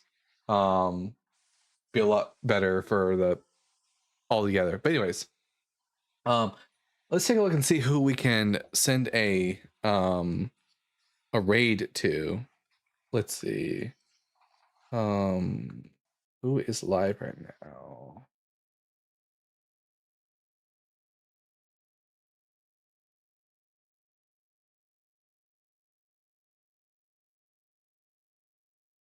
I'm gonna package it up soon and get it to Colby. Everlasting Godstopper is. I've never actually seen their lives. Been friends with them forever though. They're live right now. But Ian gets enough. Well, it's Ian and Blitzard up there together right now. So you know what? Wait a minute. Is Everlasting Godstopper running their own live, or are they just in someone else's live? They're on their own live, but we can send it to Ian and Blitz. I need to stop in and see what their content is all about, because I've seen them on panels all the time, but I've never seen them run their own live. So All right, I don't know. Can someone handle the raid link por favor? No problem, YouTube Punk. I got you. Ashlyn, can you send the link to the TikTok? And then I'll get the YouTube, because I'm pretty sure they're gonna be live on YouTube. I already got the YouTube. I already got the YouTube. Wait, people are calling me anti-Semitic. This is hilarious. I don't do TikTok. Let's see, what are they doing right now? Hey, what's up, Gannon? Hey, Ian. Long time no speak. How you been doing? Well, there you go. Are you there? Dalton, you can't keep that up too long. Are you high need off to your close gourd? it. Well, there you go. I think he's high off his gourd. Gonna send a raid your way. Be prepared. All right. You already sent the link? Yep, you did. All right. And on YouTube, yeah. Yeah, all right. So everyone go make sure you check out Ian and Blitz right now. They're live on YouTube and TikTok. And make sure you're following Ashland and Redheaded Trouble. And with that, I've been the Bible guy. Remember to keep reading, keep learning, and we'll see you all again Thursday at 5 p.m. Central Standard Time. All right. Bye.